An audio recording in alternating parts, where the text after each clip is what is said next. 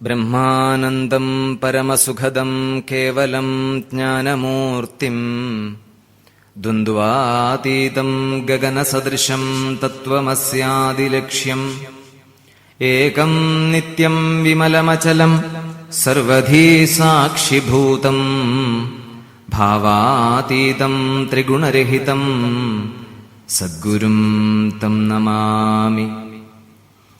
ഓം സദാശിവസമാരംഭാം ശങ്കരാചാര്യമധ്യമാം അസ്മദാചാര്യപര്യന്താം വന്ദേ ഗുരുപരമ്പരാം.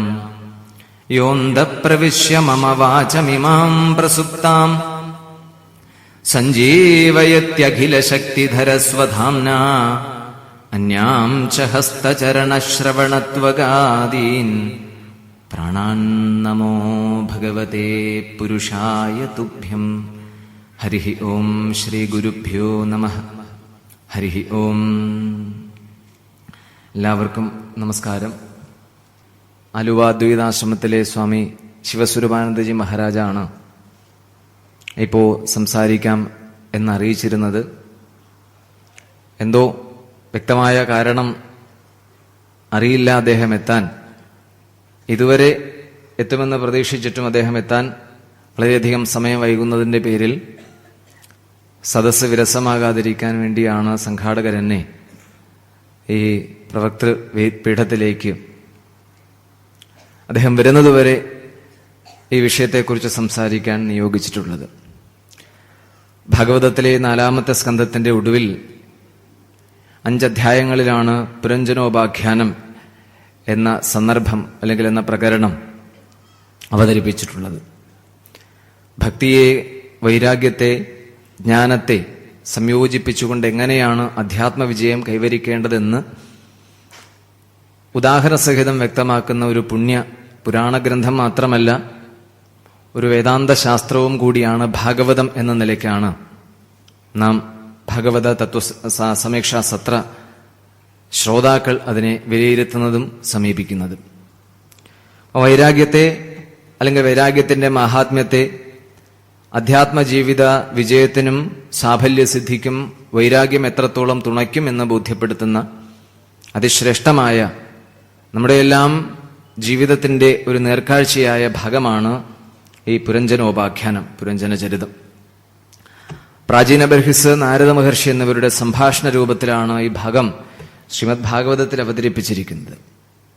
വളരെ പ്രതാപശാലിയായ ധനാഢ്യനായ ഒരു ഭരണാധികാരിയായിരുന്നു പ്രാചീന ബർഹിസ്. വേദിഷത്തെന്നാണ് അദ്ദേഹത്തിന്റെ സ്വതവേയുള്ള നാമധേയം. ധാരാളം പുണ്യം സമ്പാദിച്ച് സ്വർഗലോക പ്രാപ്തിക്കു വേണ്ടി വേദവിഹിതങ്ങളായ നിരവധി കർമ്മങ്ങൾ അദ്ദേഹം ചെയ്തിരുന്നു. ആയുസ്സിന്റെ നല്ലൊരു ഭാഗം അദ്ദേഹം സമ്പാദിച്ചതും അദ്ദേഹത്തിന് വന്നു ചേർന്നതുമായ ധനത്തിന്റെ ഏതാണ്ട് ഭൂരിഭാഗവും ഇത്തരം ദ്രവ്യയജ്ഞങ്ങൾ ചെയ്യുന്നതിനായിരുന്നു അദ്ദേഹം ചെലവാക്കിയിരുന്നത്. അപ്പോ ഈ കർമ്മ അനുഷ്ഠാനങ്ങൾ എന്തിനു വേണ്ടിയാണെന്നതിനെക്കുറിച്ചുള്ളൊരു അന്വേഷണം അദ്ദേഹം നടത്തിയിട്ടുണ്ടായിരുന്നില്ല. കാലക്രമേണ പ്രായമായി കർമ്മങ്ങളൊന്നും വേണ്ട വിധം ചെയ്യാനുള്ള ശേഷിയില്ലാതായി അവയൊക്കെ നഷ്ടപ്പെട്ടു കഴിഞ്ഞു. എല്ലാത്തിൽ നിന്നും വിരമിച്ച് സ്വസ്ഥനായിരിക്കുന്ന സമയത്താണ് ഇത്രയും കാലം ചെയ്തു കൂട്ടിയ കർമ്മങ്ങളുടെ ബാഹുല്യമോ അത് നൽകുന്ന സാഫല്യമോ ഇല്ലാതെ വന്നതിന്റെ പേരിൽ നാരദ മഹർഷിയോട് ചോദിച്ച് തത്വജ്ഞാനം നേടുന്നതും ആ പാത പിന്തുടരാൻ അദ്ദേഹം തയ്യാറെടുത്തതും. അപ്പോൾ കൊട്ടാരത്തിൽ നാരദ മഹർഷി വന്നു ചേർന്നതും വേദശത്ത് മഹാരാജാവുമായി സംസാരിക്കുന്നതുമായ ഒരു സന്ദർഭമാണ്. വൈരാഗ്യം ഈ അധ്യാത്മ ജീവിതത്തെ പോഷിപ്പിക്കാൻ അഥവാ പുഷ്ടിപ്പെടുത്താൻ എത്രത്തോളം പ്രധാനപ്പെട്ടതാണ്, അത് വെറും ഒരു ആശയമോ ആദർശമോ അല്ല, തികച്ചും പ്രായോഗികമാണെന്ന് തെളിയിക്കുന്ന മനുഷ്യജീവിതത്തിന്റെ ഒരു മനോഹരമായ ചിത്രീകരണമാണ് ഇവിടെ നടക്കുന്നത്.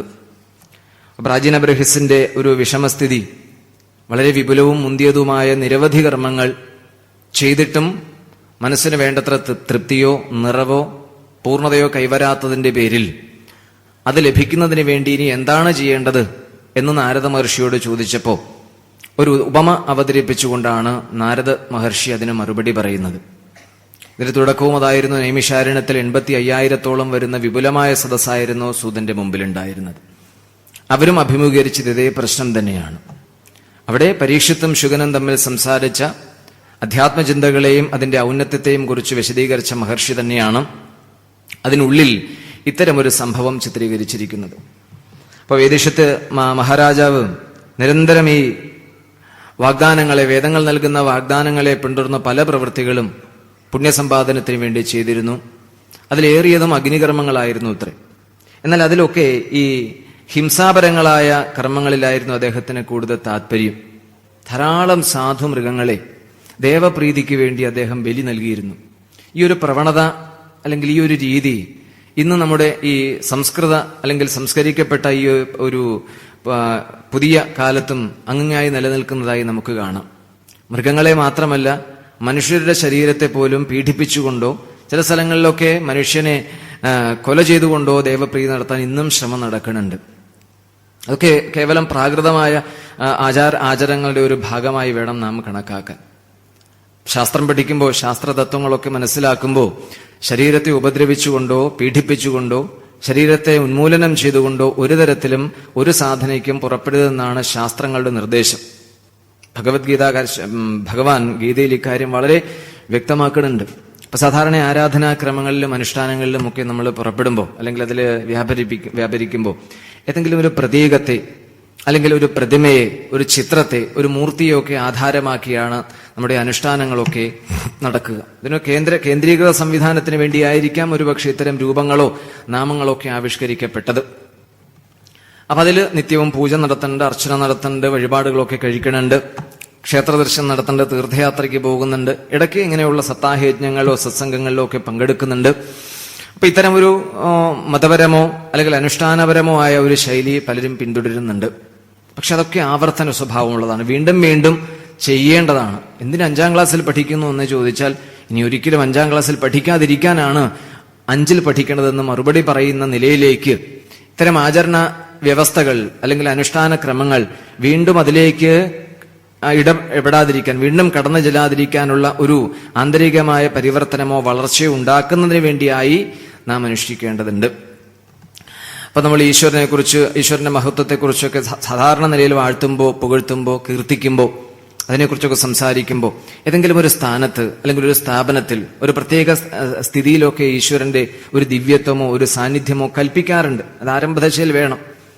ഇപ്പൊ കണക്ക് കൂട്ടാൻ പഠിക്കുമ്പോൾ ഈ പ്രോബ്ലം സോൾവ് ചെയ്യാൻ തത്കാലം എക്സ് എന്നിരിക്കട്ടെ,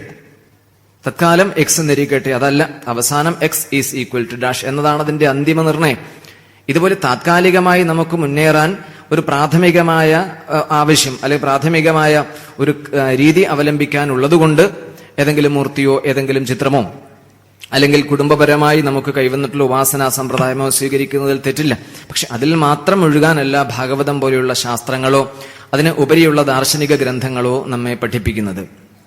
അപ്പൊ ഇവിടെ നമ്മൾ ക്ഷേത്രങ്ങളിലൊക്കെ പൂജ നടത്തുകയും അതുപോലെ അർച്ചനകളൊക്കെ നടത്തുകയും ചെയ്യുന്ന ഭക്തസമൂഹം അല്ലെങ്കിൽ ഭക്തജനങ്ങൾ ഇത്തരം ശാസ്ത്രവാക്യങ്ങൾ കേൾക്കുകയും അതിന്റെ ആശയ അഗാധതയെക്കുറിച്ച് ചിന്തിക്കുകയും ചെയ്യുമ്പോൾ അവരുടെ ജീവിതത്തെ തന്നെ സമഗ്രമായി സാംസ്കാരികമായോ ദാർശനികമായോ ഒക്കെ ഉയർത്താൻ സാധിക്കുമെന്നാണ്.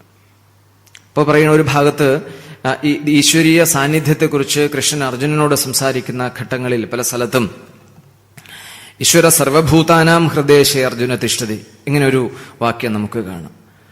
എല്ലാ ജീവജാലങ്ങളുടെയും ഉള്ളിൽ എല്ലാ ജീവജാലങ്ങളുടെയും ഉള്ളിൽ പ്രവർത്തിക്കുന്ന അവരുടെ ജഡരാഗ്നിയായും ഞാൻ വർത്തിക്കുന്നുണ്ട് എന്നൊരു ഈ 15ാമത്തെ അധ്യായത്തിൽ പുരുഷോത്തമ യോഗത്തില് അത് വളരെ വ്യക്തമായി, അതായത് നമ്മുടെ ശരീരത്തിലെ എല്ലാ പ്രവർത്തനങ്ങളെയും നിയന്ത്രിക്കുന്നതും ഏകോപിപ്പിക്കുന്നതും എന്നാൽ ഇന്ദ്രിയങ്ങൾ കൊണ്ടോ നമ്മുടെ മേധാശക്തി കൊണ്ടോ അറിയാൻ സാധിക്കാത്തതുമായ ഒരു സത്താവിശേഷത്തെയാണ് ഞാനെന്ന് പറയണത്. അപ്പൊ അതിനെ വാക്കുകൾ കൊണ്ട് വർണ്ണിക്കുമ്പോൾ ഇതുപോലെയാണ്, ഇന്നമാതിരിയാണ്, ഇതുപോലെയാകാം എന്നൊക്കെ വാക്കുകളുടെ പരിമിതിക്കുള്ളിൽ നിന്നുകൊണ്ട് അതിനെ ബോധ്യപ്പെടുത്തി തരാൻ മാത്രമേ ശാസ്ത്രകാരന്മാർക്ക് സാധിക്കൂ. അതിനപ്പുറത്തേക്ക് കടന്നു ചെല്ലേണ്ടതുണ്ട് നമുക്ക്. അപ്പം അഹം എല്ലാ ജീവജാലങ്ങളുടെയും ഉള്ളിൽ അന്തര്യാമിയായി അവരുടെ എല്ലാ ശരീരത്തിന്റെ എല്ലാ പ്രവർത്തനങ്ങളെയും നിയന്ത്രിച്ചുകൊണ്ട് അതിനുവേണ്ട പ്രചോദനം നൽകിക്കൊണ്ട് ഞാൻ വർത്തിക്കുന്നു. അത് തന്നെയാണ് ധ്രുവരാജകുമാരനും പറഞ്ഞത്. യോന്ത പ്രവിശ്യ മമ വാചമിമാം പ്രസുപ്താം സംജീവയതി അഖിലശക്തിധര സ്വധാംന അന്യാം ച ഹസ്തചരണ ശ്രവണത്വകാദീൻ പ്രാണാൻ നമോ ഭഗവതേ പുരുഷായ തുഭ്യം. എല്ലാ ജീവജാലങ്ങളിലും എല്ലാ സ്ഥാനങ്ങളിലും ഏത് സ്ഥിതിയിലും നിലനിൽക്കുന്ന അഥവാ വർത്തിക്കുന്ന പരമാത്മാവിനായിക്കൊണ്ട് പരമ്പൊരുളിനായിക്കൊണ്ട് എന്റെ വിനീത നമസ്കാരം. ഇങ്ങനെ സർവ്വവ്യാപിയായിരിക്കുന്ന ഈശ്വര സാന്നിധ്യത്തെക്കുറിച്ച് ചിന്തിക്കാനും അത് ദൃഢീകരിക്കാനും അതിൽ ആശ്രയം കൊണ്ട് ജീവിക്കാനുമുള്ള ഒരു സംസ്കാരമോ സ്ഥിതിയോ കൈവരിക്കുന്നതിനെയാണ് അധ്യാത്മജീവിതം എന്ന് പറയുന്നത്. അപ്പോൾ അത് ആദ്യഘട്ടത്തിൽ നേരത്തെ പറഞ്ഞ ഏതെങ്കിലും ഒരു രൂപമോ അഥവാ ആകൃതിയോ എന്തെങ്കിലും ആവശ്യമായി വന്നേക്കാം. ഇവിടെ അഹം വൈശ്വാനരോ ഭൂത്വ പ്രാണിനാം ദേഹമാശ്രിത പ്രാണ അപാന സമായുക്ത പചാമ്യന്നം ചതുർവിധം. നമ്മുടെ ഉള്ളിൽ ജഠരാഗ്നി ജ്വലിക്കുമ്പോഴാണ് വിശപ്പെന്നുള്ള വികാരമുണ്ടാകുന്നത്. ആ വിശപ്പെന്നുള്ള വികാരത്തെ ശമിപ്പിക്കാനാണ് നാം ആഹാരം കഴിക്കുന്നത്. അപ്പൊ ഹോമകുണ്ഡത്തിൽ ജ്വലിക്കുന്ന അഗ്നിയിൽ എപ്രകാരമാണോ നാം ഹവിസ് സമർപ്പിക്കുന്നത്, അതേ മനോഭാവത്തോടുകൂടി ആഹരിച്ചാൽ തത്തുല്യമായ ഫലം നമുക്കുണ്ടാകും. രണ്ടും പ്രതീകമാണ്. ഹോമകുണ്ഡത്തിൽ ജ്വലിക്കുന്ന അഗ്നിയിലേക്ക് സമർപ്പിക്കുന്ന ആഹൂതിക്ക് തുല്യം തന്നെയാണ് നമ്മുടെ ആമാശയത്തിൽ ജ്വലിക്കുന്ന ജഠരാഗ്നിയിലേക്ക് ഹോമിക്കുന്ന ഹവിസ് അഥവാ നാം കഴിക്കുന്ന ആഹാരം എന്ന് വരുമ്പോ നാം ഏതുതരം ആഹാരം തിരഞ്ഞെടുക്കും കഴിക്കാൻ? ചിന്തിക്കണം. ഭക്തന്മാരൊക്കെ ഉറക്കെ ഒന്ന് ചിന്തിക്കേണ്ട ഒരു വിഷയമാണ്. നമ്മൾ ഈശ്വരനെ ഏതെങ്കിലും ഒരു പ്രതീകത്തിൽ ഏതെങ്കിലും ഒരു സ്ഥാനത്ത് വളരെ പണം ചെലവ് ചെയ്ത് വളരെ നേരം കാത്തുനിന്ന് അല്പനിമിഷം ദർശിക്കുന്ന ഒരു പ്രവണത, ഒരു ശൈലി ഭക്തിയുടെ ആരംഭഘട്ടത്തിൽ സ്വീകരിച്ചു കുറേ കാലം അതിൽ മുഴുകി ഇങ്ങനെയുള്ള സത്സംഗങ്ങളിലോ ശാസ്ത്ര പഠനവുമായി ബന്ധപ്പെട്ട പ്രവർത്തനങ്ങളിലോ ചേരുമ്പോഴാണ് നാം അറിഞ്ഞതോ കേട്ടതോ അനുഷ്ഠിച്ചതോ മറ്റുള്ളവർ പറഞ്ഞതോ അല്ല പരമാർത്ഥം എന്നുള്ളൊരു ചിന്താഗതി നമ്മൾ തീർച്ചയായിട്ടും ഉടലെടുത്തേ മതിയാകൂ. അപ്പൊ നമ്മുടെ ജീവിതത്തെ തന്നെ സമഗ്രമായി അധ്യാത്മ രീതിയിൽ ക്രമീകരിക്കാൻ നാം തയ്യാറെടുക്കും. അപ്പൊ അവിടെയാണ് ആഹാരത്തെക്കുറിച്ച് അല്ലെങ്കിൽ ആഹാര രീതിയെക്കുറിച്ച് ആഹാരം നിർമ്മിക്കാൻ ഉപയോഗിക്കുന്ന ഘടകങ്ങളെക്കുറിച്ച് നാം ചിന്തിക്കേണ്ടി വരിക. ഒരു തത്വചിന്തകന്റെ വാക്കുകൾ കടമെടുത്ത് പറഞ്ഞാൽ അല്ലെങ്കിൽ ആ ഭാഷയിൽ പറഞ്ഞാൽ ഭൂതലത്തിലെ ഇതര ജീവജാലങ്ങളുടെ മൃതദേഹം സംസ്കരിക്കുന്ന ശ്മശാന ഭൂമിയാകരുത് നമ്മുടെ ആമാശയം. എല്ലാവർക്കും മനസ്സിലായിട്ടുണ്ടാകുമെന്ന് ധരിക്കുന്നു. ഭൂമിയിലെ മനുഷ്യേതര ജീവജാലങ്ങളുടെ ശ്മശാന ഭൂമിയാകരുത് മനുഷ്യന്റെ ആമാശയം. ഇതം ശരീരം കൗന്ദേയ ക്ഷേത്രമിത്യഭി. അല്ലയോ അർജുന, ഈ ശരീരം എന്നുള്ളതിനെ തന്നെ ക്ഷേത്രമായി കണക്കാക്കണം. അപ്പൊ അങ്ങനെ വരുമ്പോൾ നാം ഭക്ഷിക്കുന്ന ആഹാരം എപ്രകാരമായിരിക്കണം, ഇപ്പോഴെപ്രകാരമാണ് എന്നതൊന്ന് വിലയിരുത്തപ്പെടേണ്ടിയിരിക്കുന്നു. അല്ലേ? നമ്മൾ സാധാരണ നാട്ടിൻപുറത്തൊക്കെ കേൾക്കുന്ന ഒരു പതിവ് ചൊല്ലാണ് ഏതുതരം ആഹാരവും കഴിക്കാം. അതിനൊന്നും കുഴപ്പമില്ല. കുളിച്ചിട്ട് അമ്പലത്തിൽ പോയാൽ ദൈവം കോപിക്കില്ലല്ലോ, ദൈവം അറിയില്ലല്ലോ. അപ്പൊ നമുക്ക് ഈശ്വരനെ കുറിച്ച് പരമാത്മാവിനെ കുറിച്ചുള്ള ഏറ്റവും ശുഷ്കമായ ഏറ്റവും വില കുറഞ്ഞ ഒരു അറിവാണ് അത്തരം രാവിലെ പറഞ്ഞതുപോലെ അത്തരം ഒളിച്ചുകളികൾക്ക് നമ്മെ പ്രേരിപ്പിക്കുന്നത്. അപ്പൊ ഇതറിഞ്ഞു കഴിഞ്ഞാൽ നാം ആഹരിക്കുന്നതും ആഹാരം തയ്യാറാക്കുന്ന രീതിയിലും അതിനോടുള്ള സമീപനത്തിലുമൊക്കെ പ്രത്യേകമായ ഒരു മനോഭാവം സൃഷ്ടിക്കാൻ സാധിക്കും. അതിനെ സാധനയായോ ഉപാസനയായോ നമുക്ക് കണക്കാക്കാം. അപ്പൊ ഇവിടെ ഇതിന്റെ ഒന്നും മർമ്മമോ മഹത്വമോ അറിയാതെ കേവലം വേദവാഗ്ദാനങ്ങളിൽ മാത്രം ഭ്രമിച്ച് പുണ്യസമ്പാദനത്തിന് വേണ്ടിയാണ് ഇദ്ദേഹം ഈ സാധുമൃഗങ്ങളെ മുഴുവൻ ഹിംസിച്ചത്. കുറെ കാലം അങ്ങനെ കഴിഞ്ഞു. തീരെ അവശനായി കഴിഞ്ഞപ്പോഴാണ്, അതൊന്നും ചെയ്യാൻ പറ്റാത്തൊരു സ്ഥിതിവിശേഷം വന്നപ്പോഴാണ് നാരദ മഹർഷിയെ കണ്ടുമുട്ടാനിടയായതും അദ്ദേഹത്തിൽ നിന്ന് ആത്മജ്ഞാനത്തിന് അർഹത നേടിത്തരുന്ന തത്വോക്തികൾ കേൾക്കാനിടയായതും. അപ്പൊ ഈ ആവശ്യം നാരദ മഹർഷി കേട്ടപ്പോൾ പറഞ്ഞു, ഞാൻ ഉദാഹരണം, ഒരു ഉപമ അങ്ങയുടെ മുമ്പിൽ അവതരിപ്പിക്കാം. ആ ഉപമയിൽ കൂടി അങ്ങേക്ക് അറിയേണ്ടതിനെ ഞാൻ വിവരിക്കുകയും ചെയ്യാം. അപ്പൊ അദ്ദേഹം ആ സംഭവം വിവരിക്കുകയാണ്. പുരഞ്ജനൻ എന്നു പേരുള്ള ഒരു രാജാവ് ഉണ്ടായിരുന്നു. വലിയ ധനികനാണ് അദ്ദേഹം. വലിയ സുഖഭോഗ സൗഭാഗ്യങ്ങളൊക്കെ ധാരാളം അനുഭവിച്ചിട്ടും അദ്ദേഹത്തിന് അതിലൊന്നും പൂർണ്ണമായ തൃപ്തി ഉണ്ടായില്ല. മാറി മാറി അദ്ദേഹം പല സ്ഥലങ്ങളിലും പല പാർപ്പിടങ്ങളിലും താമസിച്ചു നോക്കി. കുറച്ചു കാലമൊക്കെ ഏതെങ്കിലും സ്ഥലത്ത് താമസിക്കും, അവിടെ കുറച്ചു കാലം സൗഹൃദം സ്ഥാപിക്കും. കുറച്ചങ്ങനെ വിട്ടാൽ അത് മതിയാന്ന് തോന്നും, ഇത് പോരാന്നൊക്കെ തോന്നലുണ്ടായി. വീണ്ടും വീണ്ടും പുതിയ മേച്ചിൽപ്പുറങ്ങൾ തേടി അദ്ദേഹം സഞ്ചരിച്ചുകൊണ്ടേയിരുന്നു. എങ്ങും അദ്ദേഹത്തിന് സ്ഥിരമായ ഒരു സുഖവാസസ്ഥാനം, നിത്യവും സന്തോഷം നൽകുന്ന സുഖം പ്രദാനം ചെയ്യുന്ന ഒരു സ്ഥാപനമോ ഒരു സ്ഥലമോ അദ്ദേഹത്തിന് കണ്ടെത്താൻ സാധിച്ചില്ല. യാത്ര നടത്തിക്കൊണ്ടേയിരുന്നു. എന്നാൽ ഈ പുരഞ്ജനന് ഒരു അദൃശ്യ സുഹൃത്തിന്റെ നിത്യസഹായം എപ്പോഴും ഉണ്ടായിരുന്നു, ഒരു കാണാ കൂട്ടുകാരൻ. എന്നാൽ ഈ പുരഞ്ജനന്റെ ഏത് ആവശ്യവും അതേപടി നിറവേറ്റി കൊടുത്തിരുന്നു ഈ ഉത്തമ സുഹൃത്ത്. പക്ഷെ സുഹൃത്തിനെ നേരിട്ട് കണ്ടിട്ടില്ല. നന്നായി, അങ്ങനെ ഒരു സുഹൃത്ത് നമുക്കുണ്ടായിരുന്നെങ്കിൽ എന്തെല്ലാം ആവശ്യങ്ങളാണ് നമുക്കുള്ളത്. അപ്പൊ പുരഞ്ജനന്റെ ഇഷ്ടത്തിനനുസരിച്ച് അവയൊക്കെ നിറവേറ്റി കൊടുക്കുന്ന ഒരു അദൃശ്യ സുഹൃത്ത് എപ്പോഴും അദ്ദേഹത്തോടൊപ്പം ഉണ്ടായിരുന്നു. പക്ഷെ നേരിട്ട് കാണാൻ ഇതുവരെ സാധിച്ചിട്ടില്ല. അങ്ങനെ പല സ്ഥലങ്ങളിലും പല കാലങ്ങളായി അലഞ്ഞു തിരിഞ്ഞ് അദ്ദേഹം സുഖമന്വേഷിച്ചുകൊണ്ടേയിരുന്നു. അങ്ങനെ അലഞ്ഞു തിരിഞ്ഞ ഈ പുരഞ്ജനൻ ഒടുവിൽ ഹിമാലയത്തിന് തെക്കുള്ള മനോഹരമായ ഒരു താഴ്വര പ്രദേശത്തെത്താനിടയായി. അപ്രതീക്ഷിതമായി വന്നതാണ്. ആ താഴ്വരയുടെ ഭൂഭംഗി ആസ്വദിച്ചും അവിടെ സഞ്ചരിച്ചും അത് ആവോളം ആസ്വദിച്ചും ആവോളം നുകർന്നും അദ്ദേഹം സഞ്ചരിച്ചുകൊണ്ടേയിരുന്നു. അങ്ങനെ സഞ്ചരിക്കുന്നതിനിടയിൽ ഇതുവരെ കാണാത്ത രീതിയിൽ അദ്ദേഹം അതിമനോഹരമായ ഒരു സൗധവും അതിനു ചുറ്റും ഒരു കോട്ടയും കാണാനിടയായി. കോട്ടയ്ക്ക് ചുറ്റും നടന്നു. അപ്പോൾ 9 പ്രവേശന കവാടങ്ങളുണ്ട് അതിനുള്ളിലേക്ക് കടക്കാൻ.